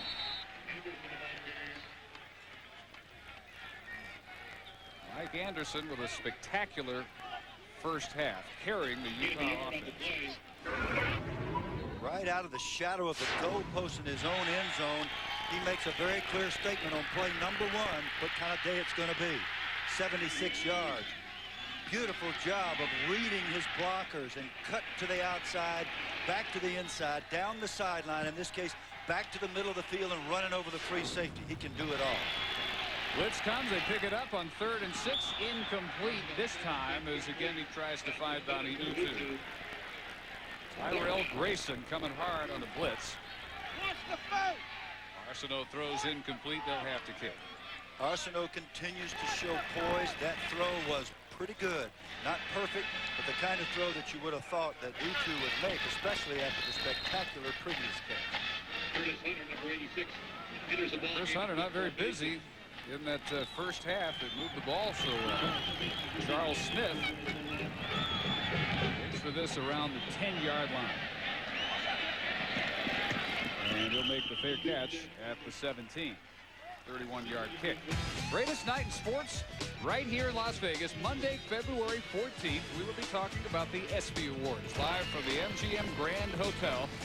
Plans for the biggest and best show yet well underway, and will feature not only the best athletes of 1999, but also of the decade. Tickets are on sale now. To obtain more information, call the MGM Grand at 1-800-929-1111. More, log on to ESPN.com, part of the Go Network, and you can come out here and be part of the ESPYs. February 14th. Billy Volek starts with a give to Derek Ward. They ran for 54 yards, passed for only 49, a total of 103 managed in that half by Fresno State. Their touchdown coming on the block kick return, block field goal return by Peyton Williams. They've really been putting up the fight all day. The very thing that the coaches feared, Pat Hill and his staff, their big guys just haven't measured up to the big guys of Utah. They haven't been able to block them. Volek looking to go deep, and up the side. It is caught, and it is inbounds for Charles Smith. That was the only question. It was the best thrown pass of the night. Hit him in stride, and he is in bounds, and it's 40 yards. Billy Volek, uncanny accuracy. Jeff Ray on the coverage here. They went right after the substitute. Jeff hadn't been in the game long. They did it with their speed, and they did it with a precision coach, a precision throw. The official's right on the spot. He called it in, so it's in. Just like the old umpire, that ball down the foul line, everybody's yelling fair foul, fair foul. He said it ain't nothing till I call it. Well, that official called it, and that's what it is. But you could argue. You could argue about it. Of course, he was on that sideline with the white shirts. You know, I asked a friend of mine that's a real good official, do you think you guys ever really just intentionally make mistakes? He said, we can't think fast enough to think I'm for this team or that team, and I'm going to call this thing for the other team. We just call what we see. I think they got that one right. Just in for Charles Smith, so it stands at 40 yards. They come after Volek, and the ball is deflected by Olivao. And a marker down in the Fresno State backfield. Kautai Olivao has been everywhere. Personal foul, roughing the quarterback on the defense, 15 yards from the previous spot, automatic first down. Boy, this really helps the Fresno State cause. It really helps, and this is a very dangerous and important time in this game for Utah. This quarterback's starting to get hot, and he's the kind of guy that can beat you to death when he does that. Talia Lave is a little late. That wasn't a flagrant hit, but it was a little late. Now, you let him get untracked and he gets this thing in the end zone, he could get real dangerous. 10 penalties. Only one against Fresno State. Paris Gaines to the 16. So as you watch this unfold, it's less and less mysterious why Utah is still mired at 7-7 despite their ability to move the ball, hurting themselves on special teams and way too many penalties. And now Paris Gaines is slow getting up. It's almost every other play somebody's injured. Let's check in down below with Dave Ryan. Well, Davis, Bill Curry was mentioning a moment ago about Fresno State being physical. That's exactly what head coach Pat Hill said to me coming off the field after the first half. He felt up front with the offensive line. His team had to be a lot more physical and create plays, make things happen, especially inside the red zone. We'll see if they come through with what the coach wanted to do in the second half. Yeah, and at long last, there was some activity with the guards and centers. Fresno State's offensive line getting Paris Gaines untracked prior to the injury that he sustained there. Nice job up front. That's just plain old blocking him. Rob Gettrell, Rodney Michael, Mike Stovall doing a good job against those big front people. Garrett Smith. Kemoeatu. They've been giving him fits up there. Got him blocked that time. So Gaines is out. He's replaced by freshman Marcellus Armstrong. Now a two-way player. They've also got him at the cornerback occasionally. Armstrong with his first carry. So shows some quick feet. Spins inside the 10-yard line into the tackle by Kimball Christensen, the strong safety. Yeah, it was really fun to watch Marcellus play defense the other day. Now we see him in the game on offense. We went to practice and watched him work at corner, and he hit that hole like he'd been doing it all his life, right up the pipe, made a nice move, a good spin, got the ball down to almost the 10-yard line. Fresno's another good red zone team. Armstrong out there. Ward checks in. 4 wides. 2nd and 4. Another one batted down at the line of scrimmage. John Frank, the conference defensive player of the year, the all-time leading sack man in Utah history. Even surpassed the record of Luther Ellis. He's maybe even a little quicker than Luther Ellis, and this is good evidence here. In tape study of Utah, one of the things they do best is to get their hands up. That's coaching. Frank has been well coached. He's got the best vertical jump on the team. For a 270-pound man, that's nice work.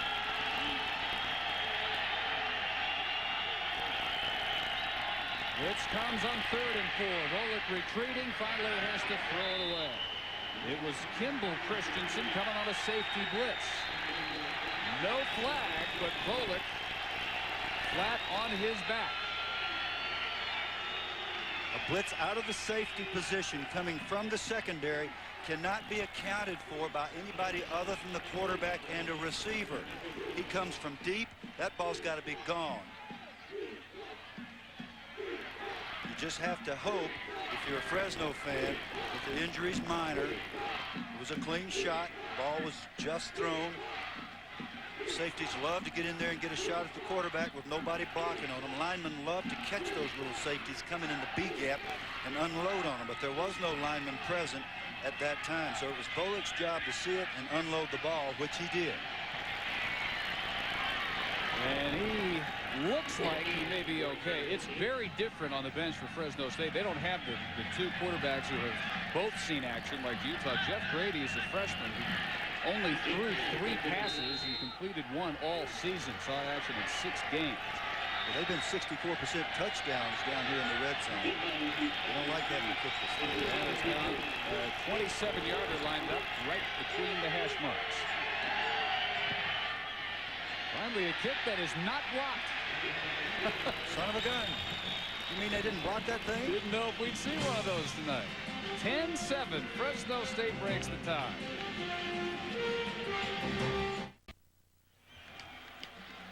Fresno State may have lost their quarterback, at least temporarily, but they have gained a 10-7 lead. Jeff Hanna's crew from 27 yards out here on ESPN2, 10-7. Volek apparently okay. Landed perhaps a little awkwardly. Nyson and Crockett are back. And it bounces this one to Crockett at the 2. Away from that first wave, but still not much yardage at all, and will tack on a late hit at the end of the return at the 18-yard line.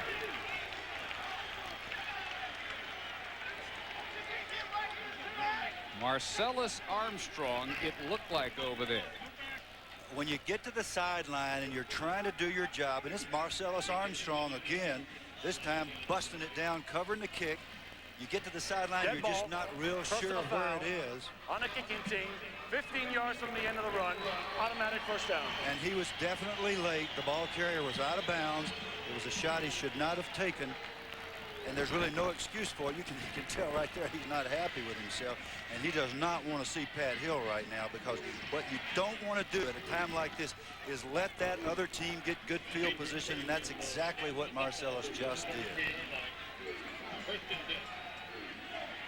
They were going to be well inside their 20. Instead, they start from their 32.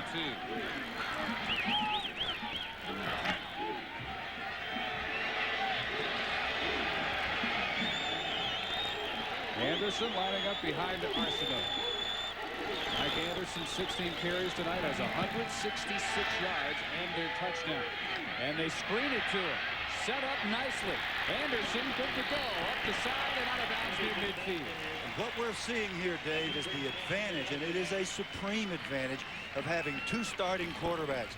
Arsenault has been waiting in the wings. He hasn't just been sitting around. He's been studying. He's been working. He's making touch passes. He sprints to his right, gets off the ground, makes a perfect throw to Mike Anderson. The most dropped pass in all of football is the screen. It must be thrown perfectly, and that's a tough throw and a well-executed play. Nice job by Darnell Arsenault. Anderson, keep in mind, playing with a broken hand sustained November 20th at BYU. Still had it fairly heavily wrapped yesterday. Yeah, but when you're in the Marines, you just spit on those. It's still attached? If it's still You're in the on lineup. there, you're playing. If the bone ain't showing, you going. It'd be real tough to go to him and explain how tough practice is. Yeah, he said guys start complaining about training camp. He said, let me tell you about Somalia. You said that earlier, but that really got my attention. That's tough. He said, let me tell you about Paris Island. That's tough. Problem with the chain over there on the far side. Trying to do some quick repairs. You would think with our technology we could make a chain that would not get all tangled You know, up. funny you should mention that. With our technology, why do we even still need chains with all the lasers and everything we've got? Because big old clumsy linemen like me trip over them when you're coming out of bounds. Dave Ryan. Oh, guys, a very emotional moment for the second leading rusher in the Fresno State ground attack, Paris Gaines. He is severely sprained his right knee. They're iced it. He's on crutches now. Unfortunately for him, the tears are really flowing because he knows he's out of the game. And he's heading off now to the locker room for further observation. Tough moment for him after someone who's worked so hard. It sure is. There have been way too many guys exiting this game. Gaines just the latest.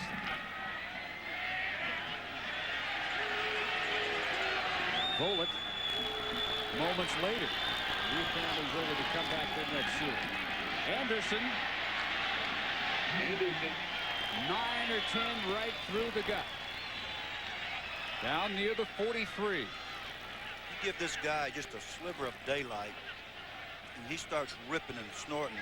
He's the kind of guy, he's not as big as Ron Dane, but he makes me think, you know, I wonder if I'd really like to get in front of this. Look at those pads come down. Look at the arm tackles being ripped through. The guy's a football player. He's going to be playing for a long time after this. What would you do if you're an NFL team looking at a 26-year-old? How much do you count off for the age factor? I don't think it's a factor. Breaks the tackle at the line. Got about 5 where it looked like there might be none. He got away from Orlando Huff and then finally driven out of bounds by Lawrence Deck. Back to your question, Dave, I think the maturity factor with all the problems that youngsters are having, it's not just athletes that have problems in society, but athletes get featured when they make mistakes. Somebody that's mature, that's 26, I think actually has an advantage in the draft because the guy is going to show up where he's supposed to show up and do what he's supposed to do. Some obvious shoulder pad repairs needed, so he's out momentarily. Arsenault should have been caught right to Cliff Russell. Russell, fastest man on the team, even faster than Smith. Somewhere south of 4.4 in the 40. Didn't bring that one in. That was a fine, veteran, experienced decision by Arsenault. He doesn't try to force the downfield route. He's got the nice 9 or 10 yard gain. Russell just can't come down with it because he doesn't look at the tip of the football. To catch a football, you have to focus on the tip and catch it in your fingers. So 2nd and 10. And it's Omar Bacon making the most of the equipment repair break that Mike Anderson's taken. He goes 15 yards, and most of their big runs right between the tackles. That's where Utah's been dominant. Another injured player. I mean, it is almost every single play now that they're dropping. Utah has one to check on now. It's really a tough thing for coaches during bowl preparation. How hard do you work your men? You got to get them in shape because they're going to lose some conditioning. That's inevitable. But then do you get them tired? Then you come to the site of the bowl, and there are all these activities, and everybody's having fun and rah-rah and a whole lot of food and hospitality suites, and you just get games like this sometime. Scott Price is the injured Utah tight end, sophomore from Castle Dale, Utah. You know, every time Omar Bacon has handled the ball, he's looked just about as good as Mike Anderson. So they got a double whammy coming at you here now with those big guys up front doing a really fine job. Lewis Park, number 76, the guard. Batalii, the center. Sam White, the guard, had a nice visit with Sam yesterday, and he talked about how close this offensive line is. Jordan Gross, a true freshman, starting at right tackle. Doug Calfusi at left tackle.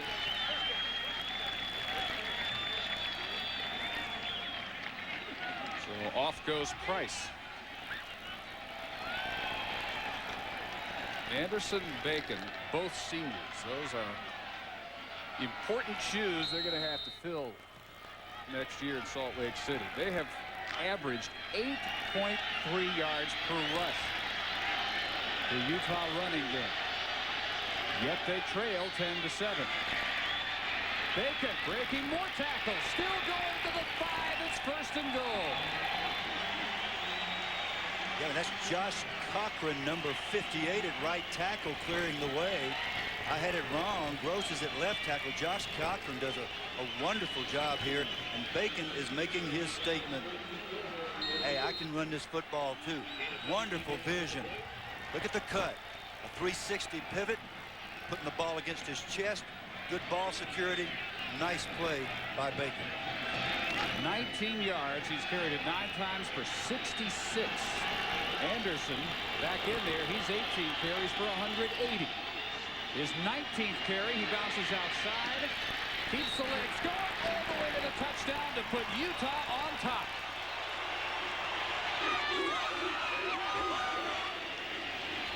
And it'll be a long time before you see a better run than that. This team is accustomed to coming down into the red zone and scoring touchdowns. 77% of the time they've been able to do that. Tonight they've been frustrated. 2 more missed tackles accounted for by Anderson's power, balance, and determination.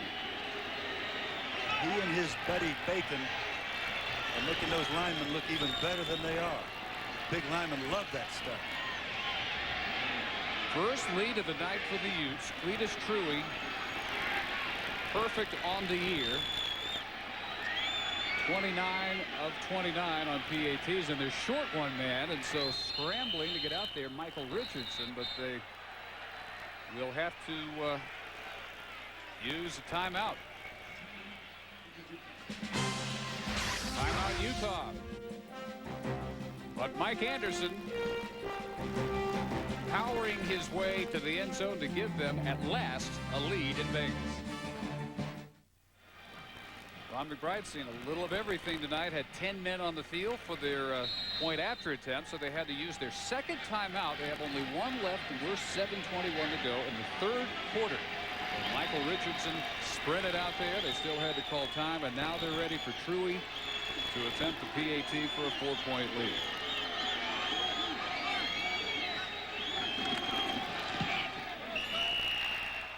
(14-10) Utah. They almost got that one, Dave. They are mauling them up front on that team. This is with a 1/4 still to go. He has set the bowl record here in Las Vegas with 185 yards, almost 10 yards per carry. You kind of knew on his first play from scrimmage he was feeling it tonight. 76 yards from his own 2. Yeah, he's something very special, and those guys up front have been special for him tonight. They got nothing out of that 76-yard drive. That ended up in the first block field goal by Fresno State. But now perhaps starting to get a little control of this thing. Utah 438 total yards. They've allowed only 161. Yet this is the first time all night they have the lead.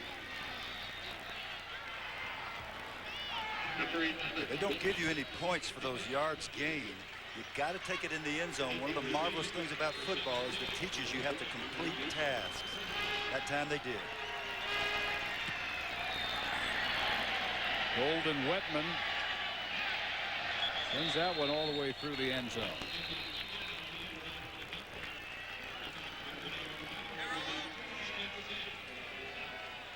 .7:14 to go in the 3rd quarter. As we thought, Volek didn't appear to be all that badly shaken up. Right back into the game. Guy ran the wing T in high school. He was the only quarterback on the roster his first year at Fresno State. They really had some rebuilding to do. Pat Hill took over 3 years ago. 61 scholarship players. No wide receivers on scholarships on the roster. 3 years later, 8 wins in the postseason. Derek Ward on the carry. Remember, Harris Gaines out. Injured on that last series.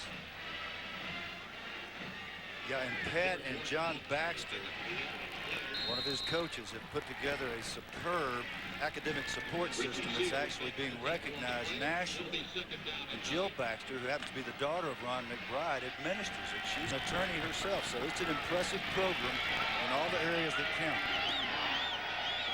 Pat Hill saying yesterday the man who gave him his passion for coaching, Ron McBride, who coached him as a player.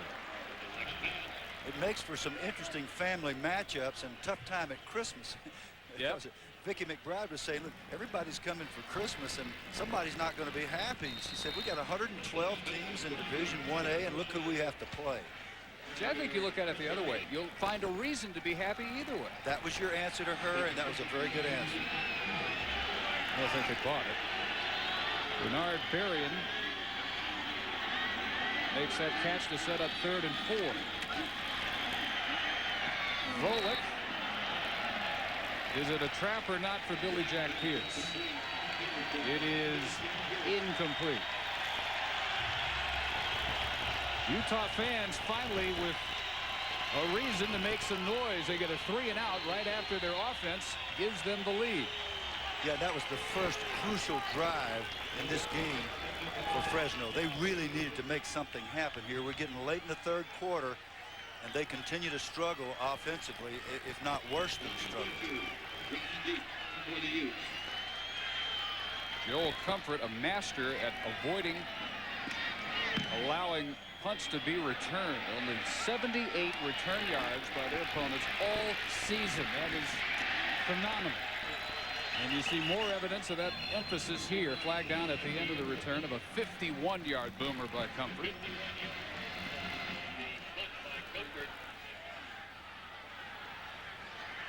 When you talk about 12 games into the season, all 12 of your opponents total 78 yards on all their punt returns. Illegal block in the back above the waist by the receiving team. 10 yards from the spot of the foul. First down.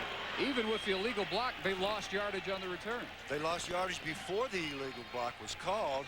And what this kind of thing does for you, it allows them, they average 40 yards per punt. Their net punt, Dave, is 39.6 yards.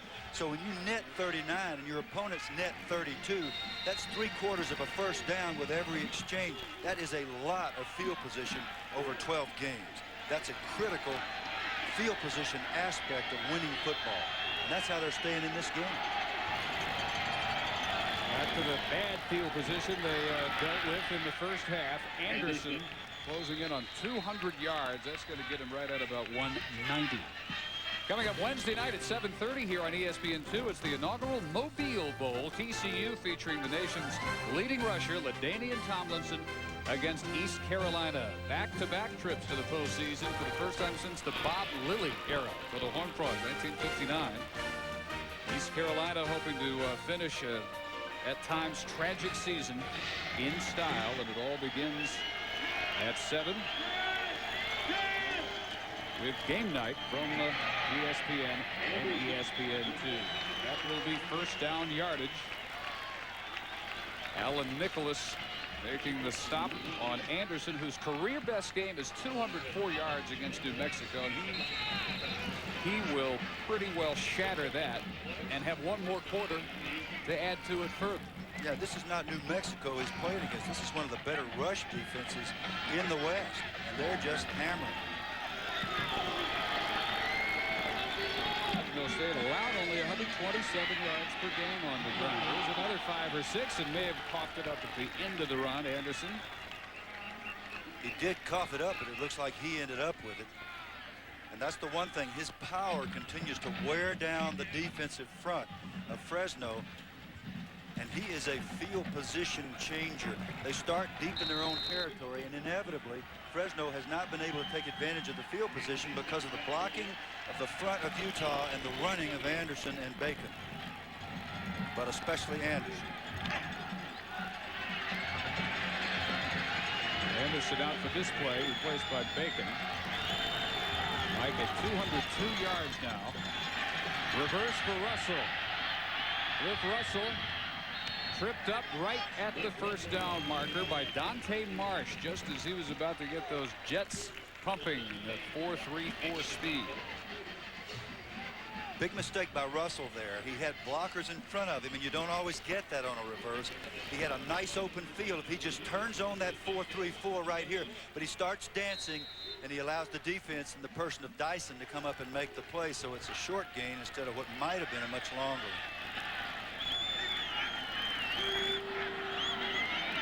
Russell coming wide right. Trouble in the backfield for Arsenault. Dropped for a loss inside the 25 by Alan Harper, first team All-WAC. Sophomore out of Fontana, California,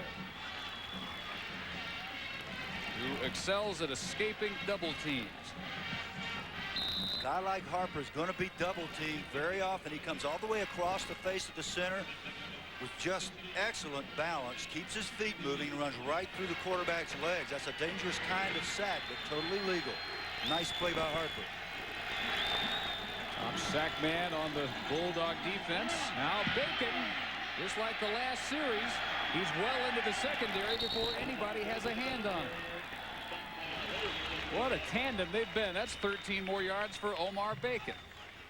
Yeah, you just can't say enough about Talai, Lewis Park, Sam White, Josh Cochran.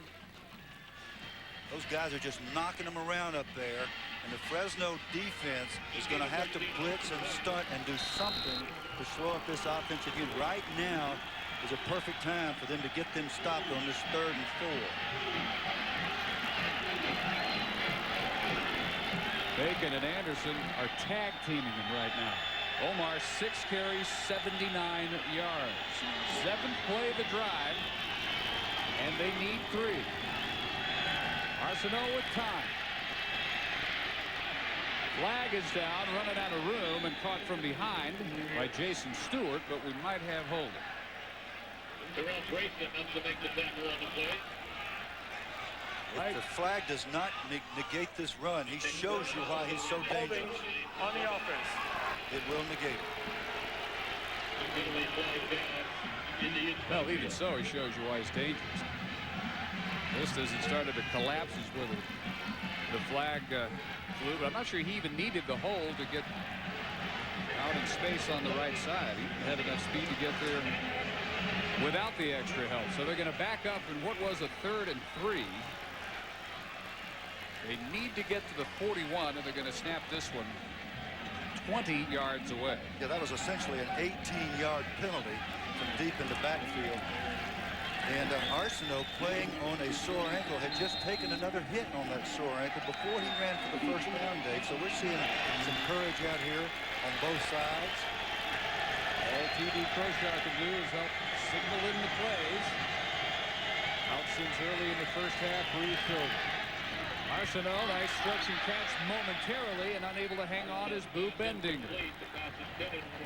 Thrown a little high. He had plenty of room if that ball is even 6 inches lower. So the holding call, critical penalty at a crucial time, really means a lot to Fresno. This time they've got to do something and get their offense on track and get down the field to change the sense in this game that Utah's in total command. Well, is it time for another block kick? They're going to try it, I believe. 10 men coming after him. They don't get it. Hunter's punt takes a Utah bounce. And they'll mark it out at the 40. 39-yard punt. Down to Dave Ryan. All right, Dave, thanks a lot. We're with Billy Volick's parents. John is here and Vicky here as well. John is the head football coach of Sacramento State, Division I AA. And you were telling me a moment ago about his incredible interception ratio, and it really dates back to his childhood. Well, Billy has great eye-hand coordination, great vision, and he's a definite competitor that loves to win. What have you told him leading up to this week? Any special advice from Coach? Bring home a victory. You know, that's he knows what to do, and he's going to run the game plan and execute everything the coaches want him to do. Now to you, Vicky. It can't be easy to watch your son play. I know a lot of injuries out here today, and Billy went down for a while. What are the emotions like from your mom standpoint? Well, it scares you when they're hit and go down, but he's a tough player, and he'll do great. I just wanted to say hi to Carrie at home. We miss you, Carrie. That was my next question. Carrie is Billy's wife and a brand new mom. Little Morgan's doing very well, we understand, about a month old. Too young to travel, though, for the trip, right? Yeah, she wanted to come. She really wanted to be here, but, you know, they're at home watching. Well, congratulations, guys. She's a grandma for the 5th time. Let's go back upstairs. Yeah, our congratulations as well. Pass dropped by Berrien, 2nd and 10. He is now at 197 consecutive passes without an interception. Marcellus Armstrong to the 41 of Utah, picks up 19. Defense back on their heels a little bit, and Armstrong gashes them. The true freshman from Fresno's McLean High School, where he set a San Joaquin Valley record, 2,208 yards, 32 touchdowns last year as a senior. Managed to keep him home. Volick through the hands of Rodney Wright. Billy Volick needs some help from his friends right now, more than a little. And Rodney Wright needs to make that catch. He's a big-time player. He's made plays all year. That ball hit him right in the hands.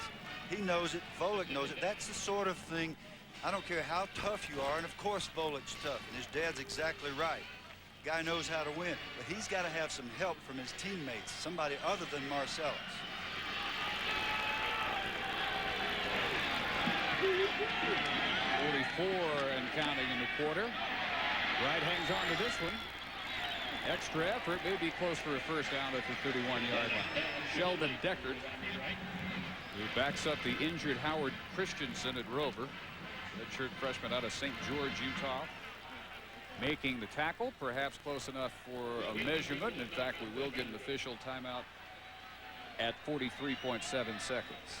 Another impressive thing about the offensive line, they may not be as physical as Utah, Fresno's offensive line, but they're up and hustling down the field. Rodney Michael, the redshirt freshman center, throwing blocks down the field for his receiver. Good hustle by the offensive line of Fresno.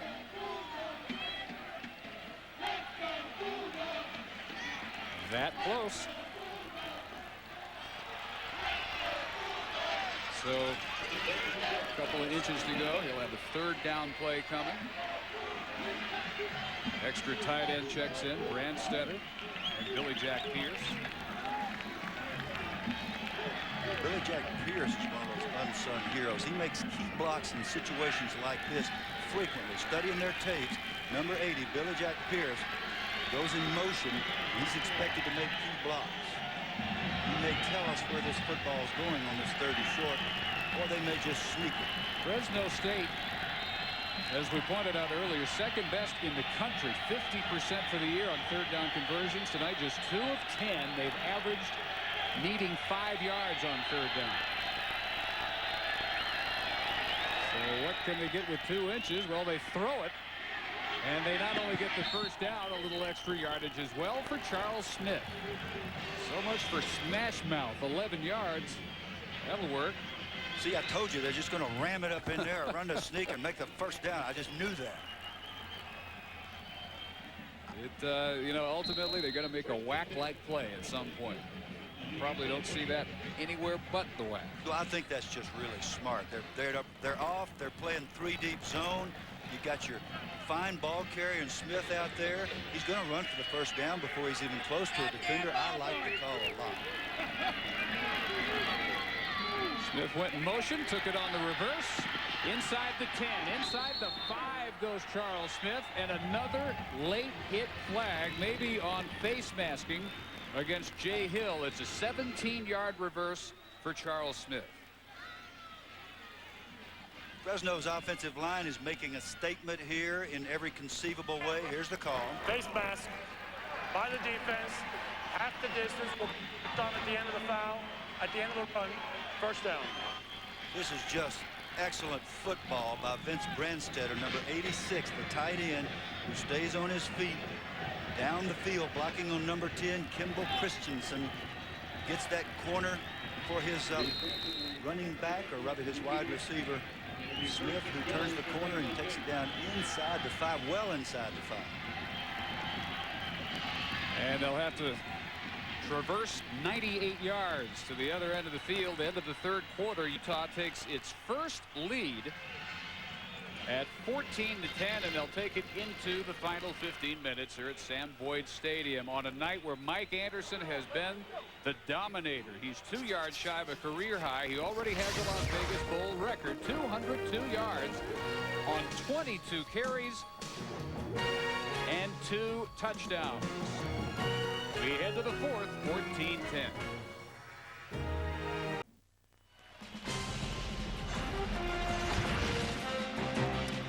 The 8th EA Sports Las Vegas Bowl. Sam Boyd Stadium, Dave Barnett with Bill Curry and Dave Ryan, and we begin the fourth quarter with the biggest snap of the night for the Bulldogs. First and goal from the 2, trailing 14-10. The give to a leaping Derek Ward, touchdown.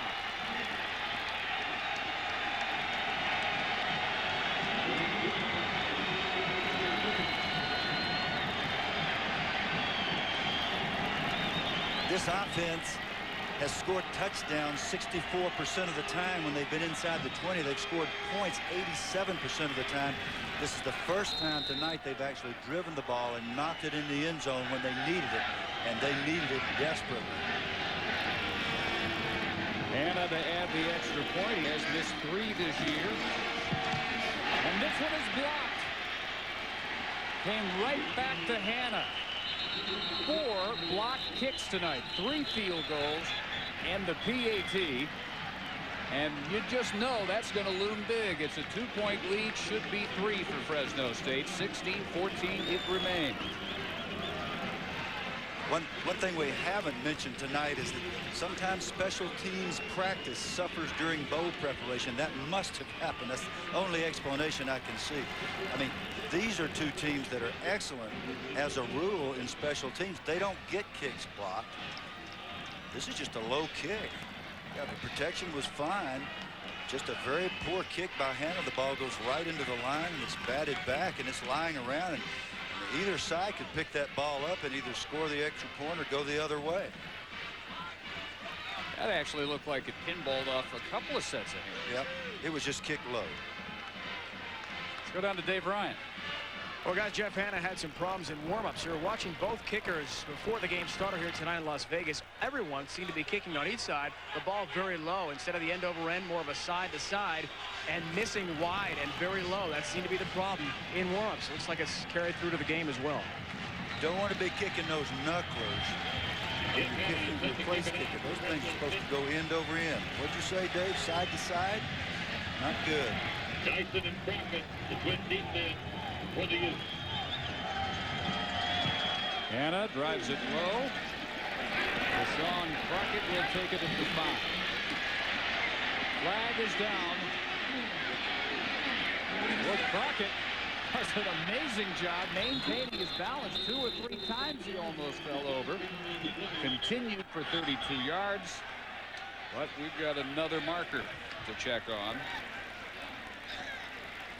One reason Utah's trail most of the night, they have been flagged 13 times for 123.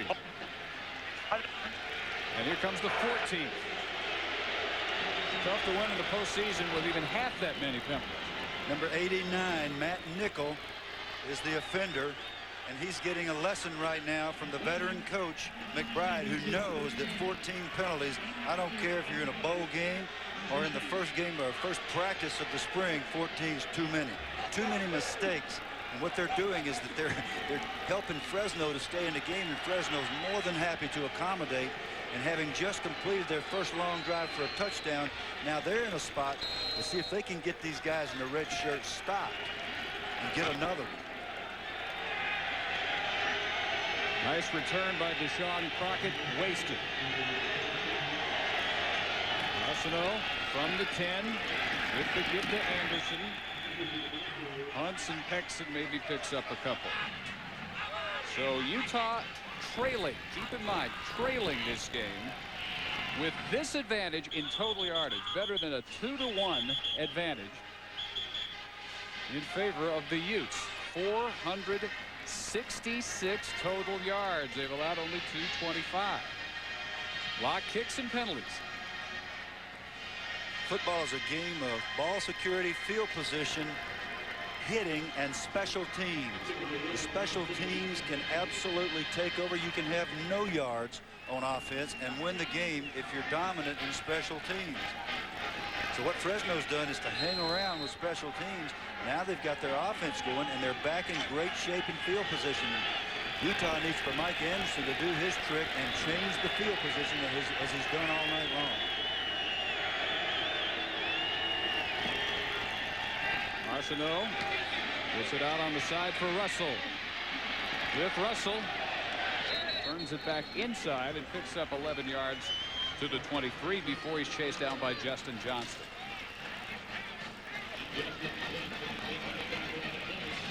With Russell, sophomore from Hawaii. What a Utah recruiting budget has got to take into account. No telling how many flights back and forth from the mainland to Honolulu, because they pick up a ton of talent out of that state every year. A ton of frequent flyer miles. Oh, hit of the night. Good heavens, administered by Justin Johnson. All Mike Anderson could do to get back up on his feet. Fresno has survived all year by stunting and blitzing up front. They're not as physically dominant. This is the 6th tackle of the night for Johnson, and he does it because he hits the gap. And just listen to this smash.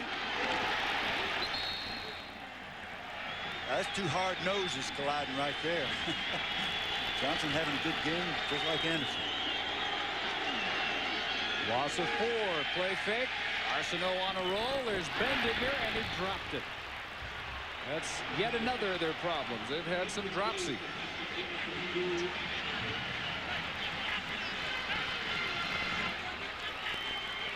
Well, Wednesday night, tune into ESPN2 at 8 p.m. Eastern for the NFL Tonight Pro Bowl Selection Special. Speaking of Hawaii, the group that will head there for this year's Pro Bowl will be unveiled with Mark Malone, Tom Jackson, and Sean Salisbury examining and interviewing members of this year's Pro Bowl squads. ESPN News will release the rosters earlier on Wednesday, and at 8 p.m. Eastern on the Deuce to see the full list. Arsenault gets away from a sack, dropped at the 15 finally.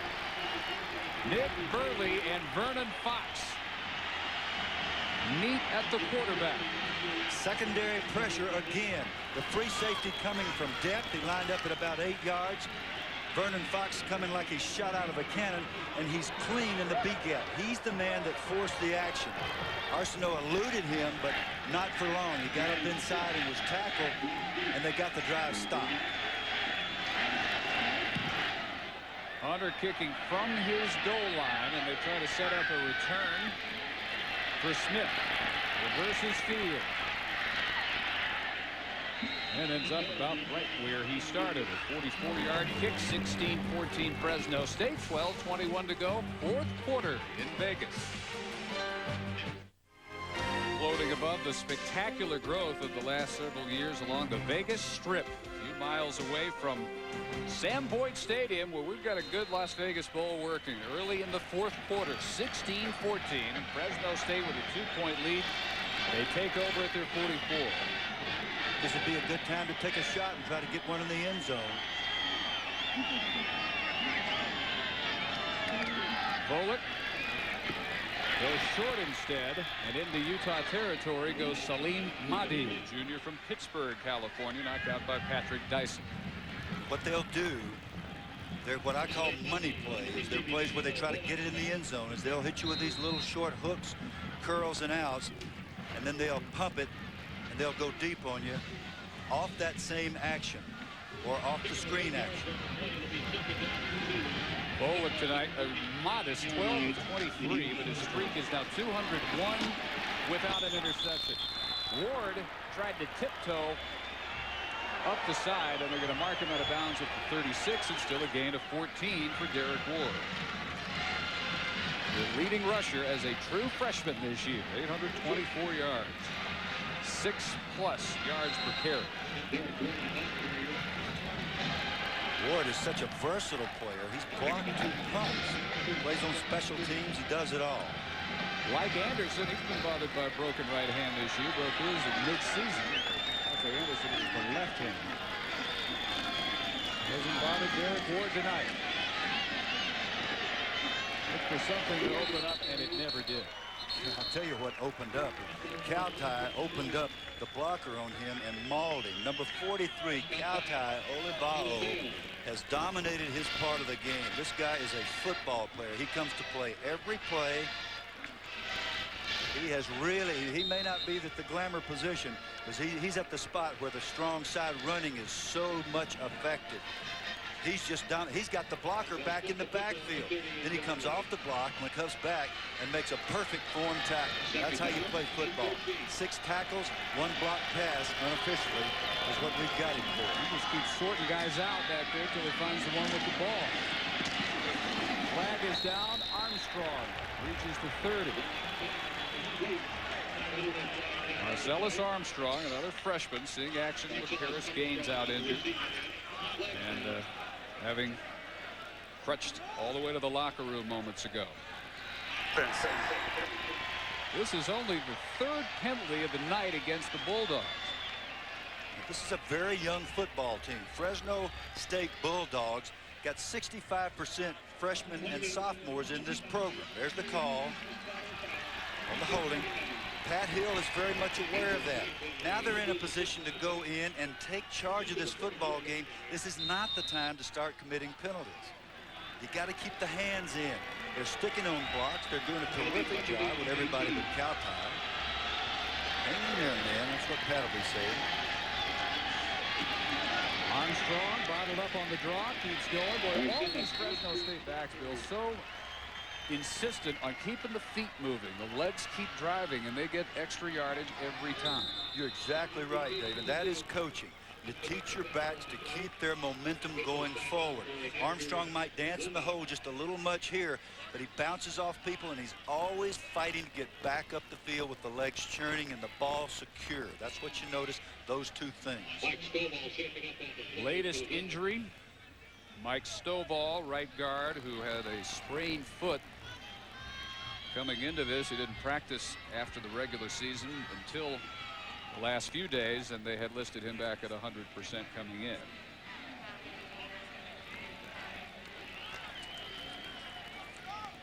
A bruising game, one after another, including the Utah starting quarterback, T.D. Croshaw, with a bruised shoulder, and the starting running back for Fresno State, Paris Gaines. Well, there was definitely intensity in the air coming into this game. Just sitting in the room yesterday at the pep rally, I was shocked. I've never seen a bowl game with this kind of, it's not animosity. The guys were so ready to play. And they came out here. It has been a real physical game, and that's exactly what we expected.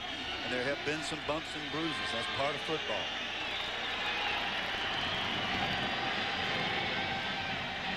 So as they take a further look at Stovall, David comes 3rd and 16. Yes, 3rd in the MGM Grand. That's a hike.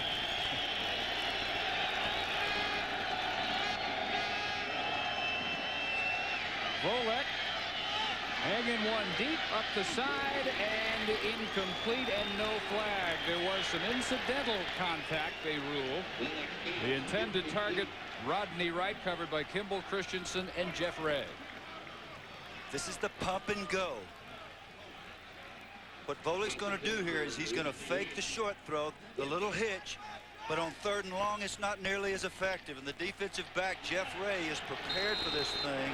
The ball's slightly overthrown, and that's exactly what Volek wants to do. He wants to throw it so that his guy catches it or nobody catches it. Almost connected on it, even in a 3rd and long situation. Well, Comfort has had a very good evening. Adept at kicking it away from dangerous return men. He does so here too. 10:26 to go in the game. Bulldogs underdogs but leading. And with a lot of input from the special teams at Fresno State, they are clinging to a 16-14 lead. 10:26 to go as the Utes take over at their 15. Anderson back to work. Mike Anderson to the 33, and it is a career best night for Mike Anderson. 18 yards. He has 218. His previous best was 204. And look how much time he still has to do damage. Yep, and you get field position going against you, and you're Utah. What do? Well, hand it to Mike. All of a sudden, we got good field position now. We went from inside our 20 to outside the 30, and that's the place you want to start a drive. Anderson again. Knocking people backward. Anthony Limbrick this time. Let's go down to Dave Ryan. Well, Dave, the family unit is complete now on the Utah sideline, on their cheering section, rather. Joe Baxter, the coach Ron McBride of Utah's daughter, and the wife of Fresno assistant John Baxter, is now sitting with mom Vicky on the Utah cheering section. In the first half, she was on the other side of things on the Fresno side. After this play, let's complete the story. It's got a cute ending to it, too. All right, well, both managing smiles at the moment. Arsenault waits patiently, plucked out of midair by Russell. He's had some drops tonight, but that's the catch of the night for Cliff Russell. Good for 20.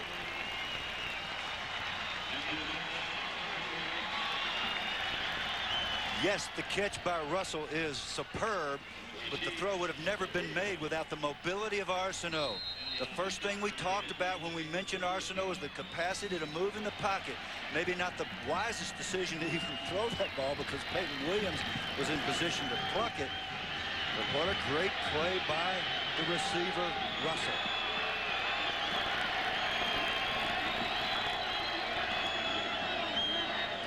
Omar Bacon. Gaping holes from both Anderson and Bacon, and Omar takes this one 13. And to continue the story, Dave Ryan. Yeah, Dave, we asked Jill yesterday, so who are you going to root for, your husband John or dad Ron McBride at Utah? And she said, look, I went to school at Utah. I'm a Ute alum, and blood is thicker than water. She hoped her husband's special teams are doing well. He's the special teams coach at Fresno. Been a mixed bag there. We asked the daughters as well.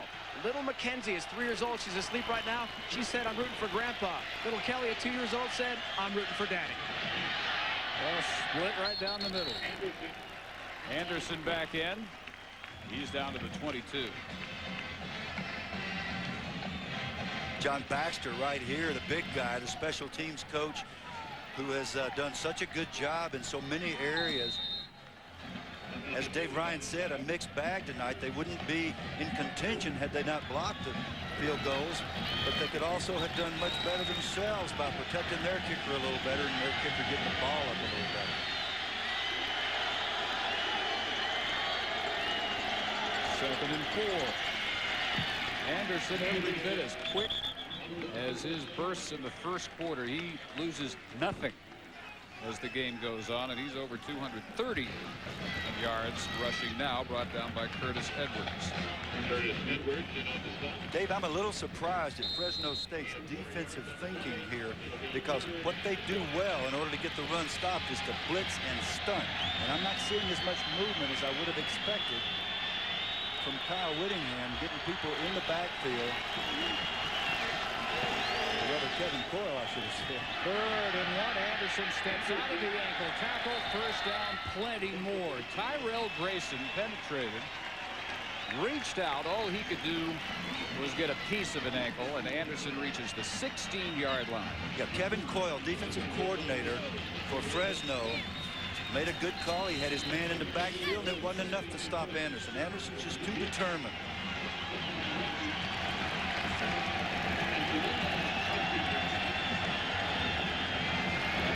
Breather. Total domination in the first half. Utah now continuing that trend here in the second. It's Omar Bacon to the 10, 5-yard line and a marker. It's 11 yards and first and goal if the play stands. But most of these penalties have been against Utah. 14. Holding. Now 15 penalties against the Utes. Mercy. Felipe Wells, number 88, is out trying to block for his man. Gets the hands out. You're going to get caught on this every time. Coach McBride cannot believe it. It seems like every time they get something going, there, right there, it's very obvious. He's got Dante Marsh by the throat, and he does a little hog tie. Coach, he's guilty. Sorry. 15 penalties. I'll promise you it'll be the subject of much work in the spring. But that's not going to help him here.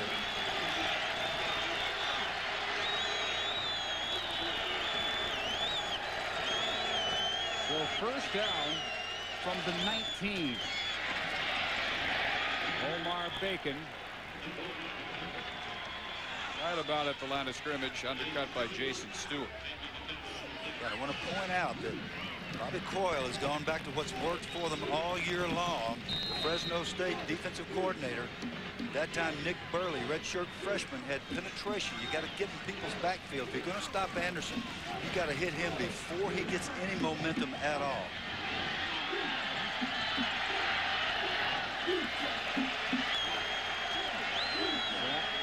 Gives to Anderson again, cuts it back.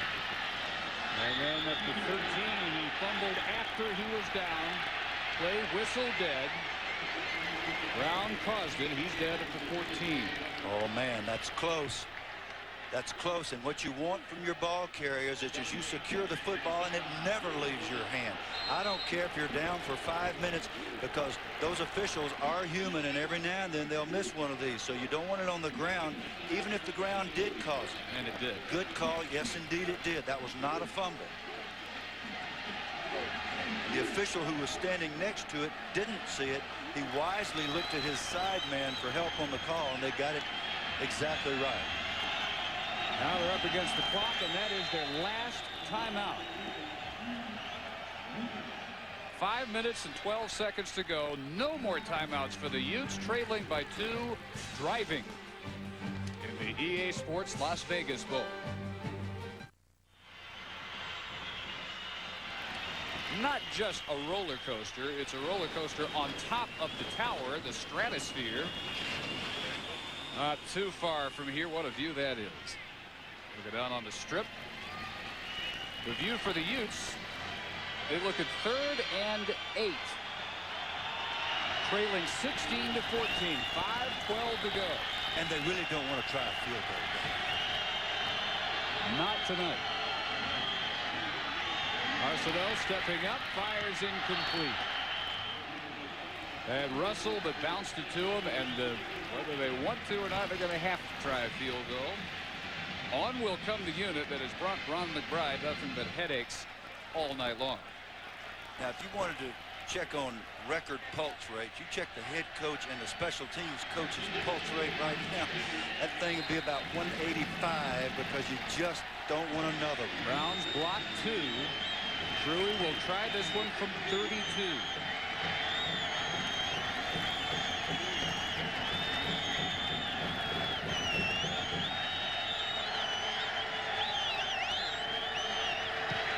Got this one up. And good.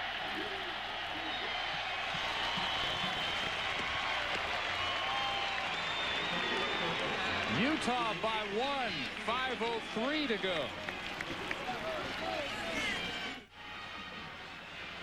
In front for the second time tonight, the Utah Utes, 17-16 on the 32-yard field goal by Cletus Truey. Actually closer than you might have thought, to becoming yet another block kick by Fresno State. They didn't miss that one by too much. Rodney Wright sent backwards rather rudely by Sheldon Deckard. And Fresno State will mount what they hope will be another go-ahead drive from their 20. Here's how close Terrence Brown came to a third block. Yeah, and here's where the tiny things of football mean so very much. Here's the line of scrimmage. These drive people, it's a unit, are trying to knock Lewis Park and his buddies back far enough so that Brown can get past where their feet started before he leaps. He doesn't get to do that this time. He is forced to leave the ground a good yard deeper than before. Therefore, he didn't block it. Good job by the front people for Utah. Big reverse, throw back inside, and it's Rodney Wright. Limited yardage. Boy, they would have loved to have broken big. Olivao reacted on that cut back inside by Rodney Wright. It's a gain of 4. Terrence Brown, definitely the special team story tonight. Olivao reacts to everything, doesn't he, Dave?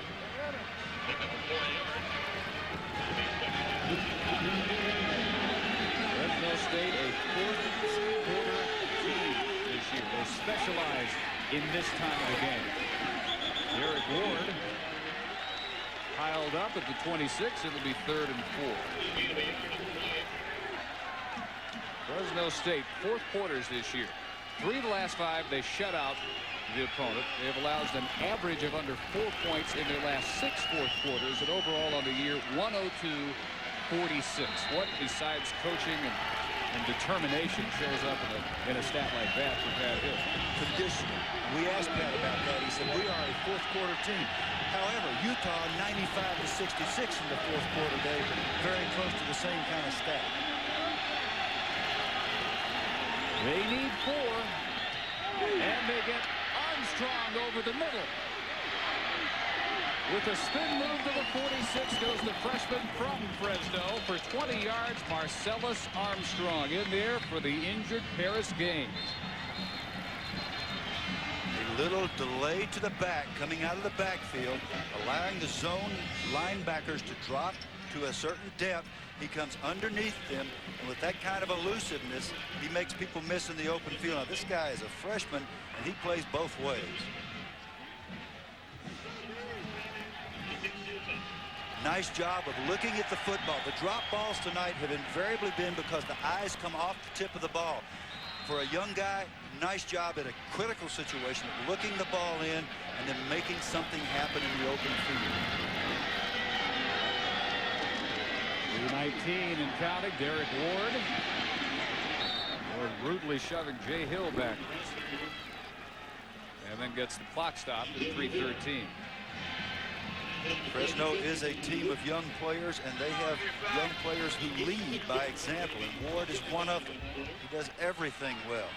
So you lose Paris Gaines, you put Ward in the game, he just keeps right on trucking. He had a fumbling problem earlier in the year. There's his counterpart, Mike Anderson, that's dominated this football game. A lot of good backs on this field. Well, we'll see what these flags are about. There was plenty of time on the play clock. Illegal substitution. Well, more problems with the referee, Mike, for Al Riveron, but you heard illegal substitution is the ruling. Now, what that means is you can't have the 11 men on the field or in the huddle, and that might be part of the problem with you. Somebody didn't leave the huddle quickly enough, didn't get off the field quickly enough. So make it 2nd and 9. Draw play Armstrong. Picking up about 3, and we near the 3-minute mark. Coming up following the EA Sports Las Vegas showdown, Nebraska and number 3 Arizona following the Las Vegas Bowl from the Thomas and Mack Center on the UNLV campus. 1 of 2, and then at midnight Eastern, Oklahoma State and UNLV. Doubleheader coming from across town after we wrap up the Las Vegas Bowl. 3rd and 7 for Bowling. Making it up as he goes, and is that caught in bounds? No. But Charles Smith comes amazingly close.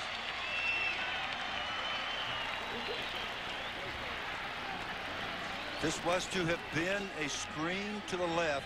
It was sniffed out perfectly. What a great catch. Too bad for Fresno that it didn't count. Charles Smith concentrating, but there was nothing he could do about getting that foot down in bounds. Going for it on 4th and 7. They did not excel during the year at 4th down.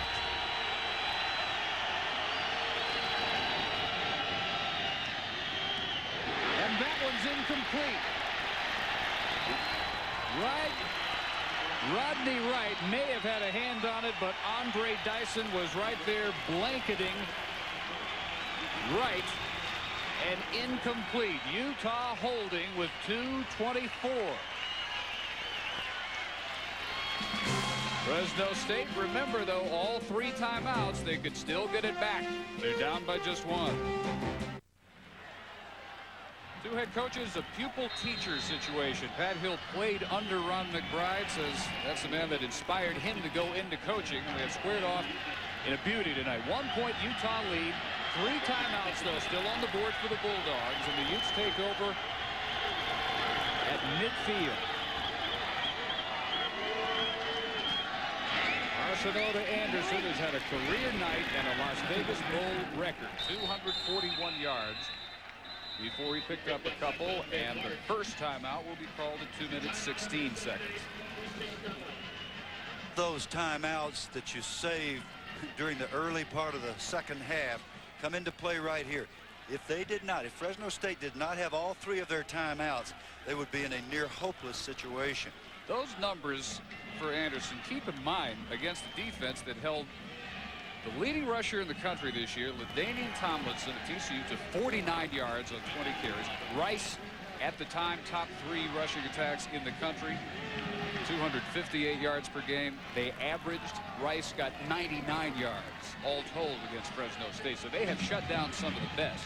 And Anderson has shredded that group tonight. That's right, but there's a difference. Those 2 teams do not throw the ball particularly well. This one does. So they couldn't just come up and gang up and stone the run against a flat-out running team. Utah has balance, and so the threat of the pass forces a little bit different defensive deployment and defensive thinking, and that allows for some blocking for Anderson to get untracked, and his friend Bacon, who has also done well. Then coming up, we go across town to the Thomas and Mack Center for the Las Vegas Showdown. Game 1, Nebraska, Arizona, here on ESPN2 immediately following. Motion from Boo Bendinger on 2nd and 7. And again, Anderson gets the call up the middle, and they'll get timeout with only 5 seconds elapsed. Also a marker down. Now, if that is a late hit on the quarterback, that is the dumbest foul of the night. And I can't think of any other reason there'd be a flag lying back there. Unbelievable. Unbelievable. Might have just given the game away. Maybe, just maybe. And you might, too, not wish to see Pat Hill when you return to the sideline. Curtis Edwards, safety, number 20. Watch it.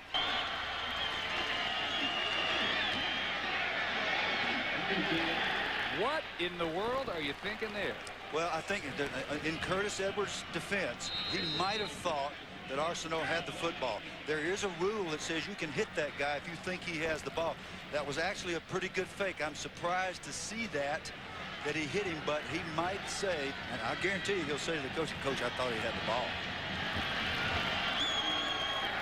Well, so your hope was for some 3 and out, use your timeouts, and now clock rolling, 1:48. Anderson back to work. And there may be face masking at the end of this.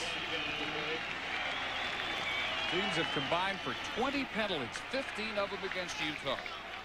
But the most costly penalty of the night, that one on the last play against Edwards. And here's the second most costly, also against Fresno State. But if you're going to pick a time to offset 15 or 16 penalties, or however many it is that Utah has, this is the time to offset them with just a couple like this, because that might just salt this game for the Utah Utes. And Pat Hill knows it. You can't be careful and play football. It's not a careful sport, but you have to be smart. You have to be aggressive but smart at the same time. And at a time like this, you've got to be flying, trying to rip the ball out, not taking late hits. Utah apparently will survive despite that blizzard of 15 penalties. Using every bit of the play clock, Arsenault. Well, the hole still opening up for Mike Anderson, and that's a first down. And that gets him up near 250 yards with 1:13. Amazing night, over 250 in fact, 34 carries, 254 yards in his final game in a Ute uniform.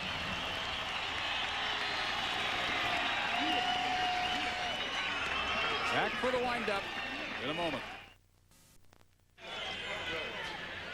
All Mike Anderson has done tonight is break the Utah school record, previously held by Eddie Johnson, 248 against UTEP 1984. 254 on his 34 carries and both of their touchdowns. His omen was a 76-yard sprint from his own 2 on the first play from scrimmage by Utah. In a drive that ended in a blocked field goal, that would also be an omen. Bulldogs one more timeout. They'll stop at 1:02. It would have appeared that Utah was the young team with all the mistakes and the penalties and the sloppy protection for field goals.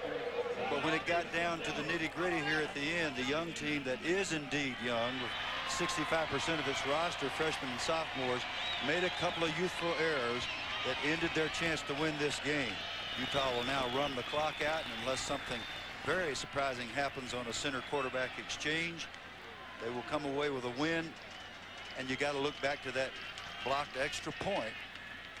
Otherwise, we'd be talking about OT here, David.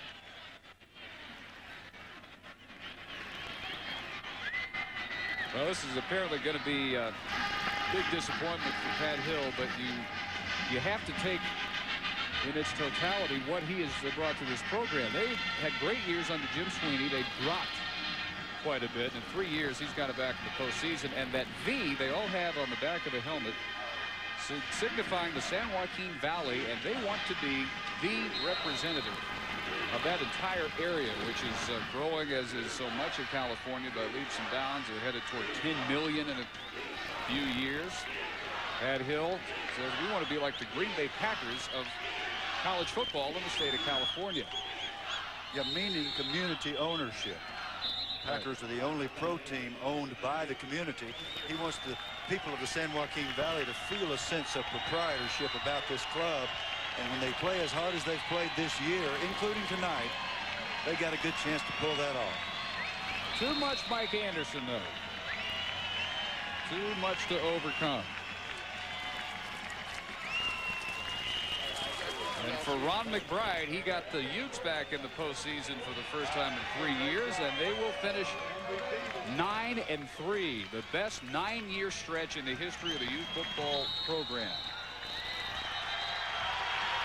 All under his guidance.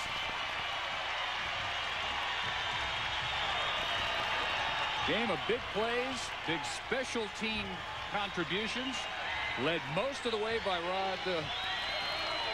Pat Hill's Fresno State Bulldogs, but Ron McBride and the Utes pull it out at the end, 17-16 in the EA Sports Las Vegas Bowl.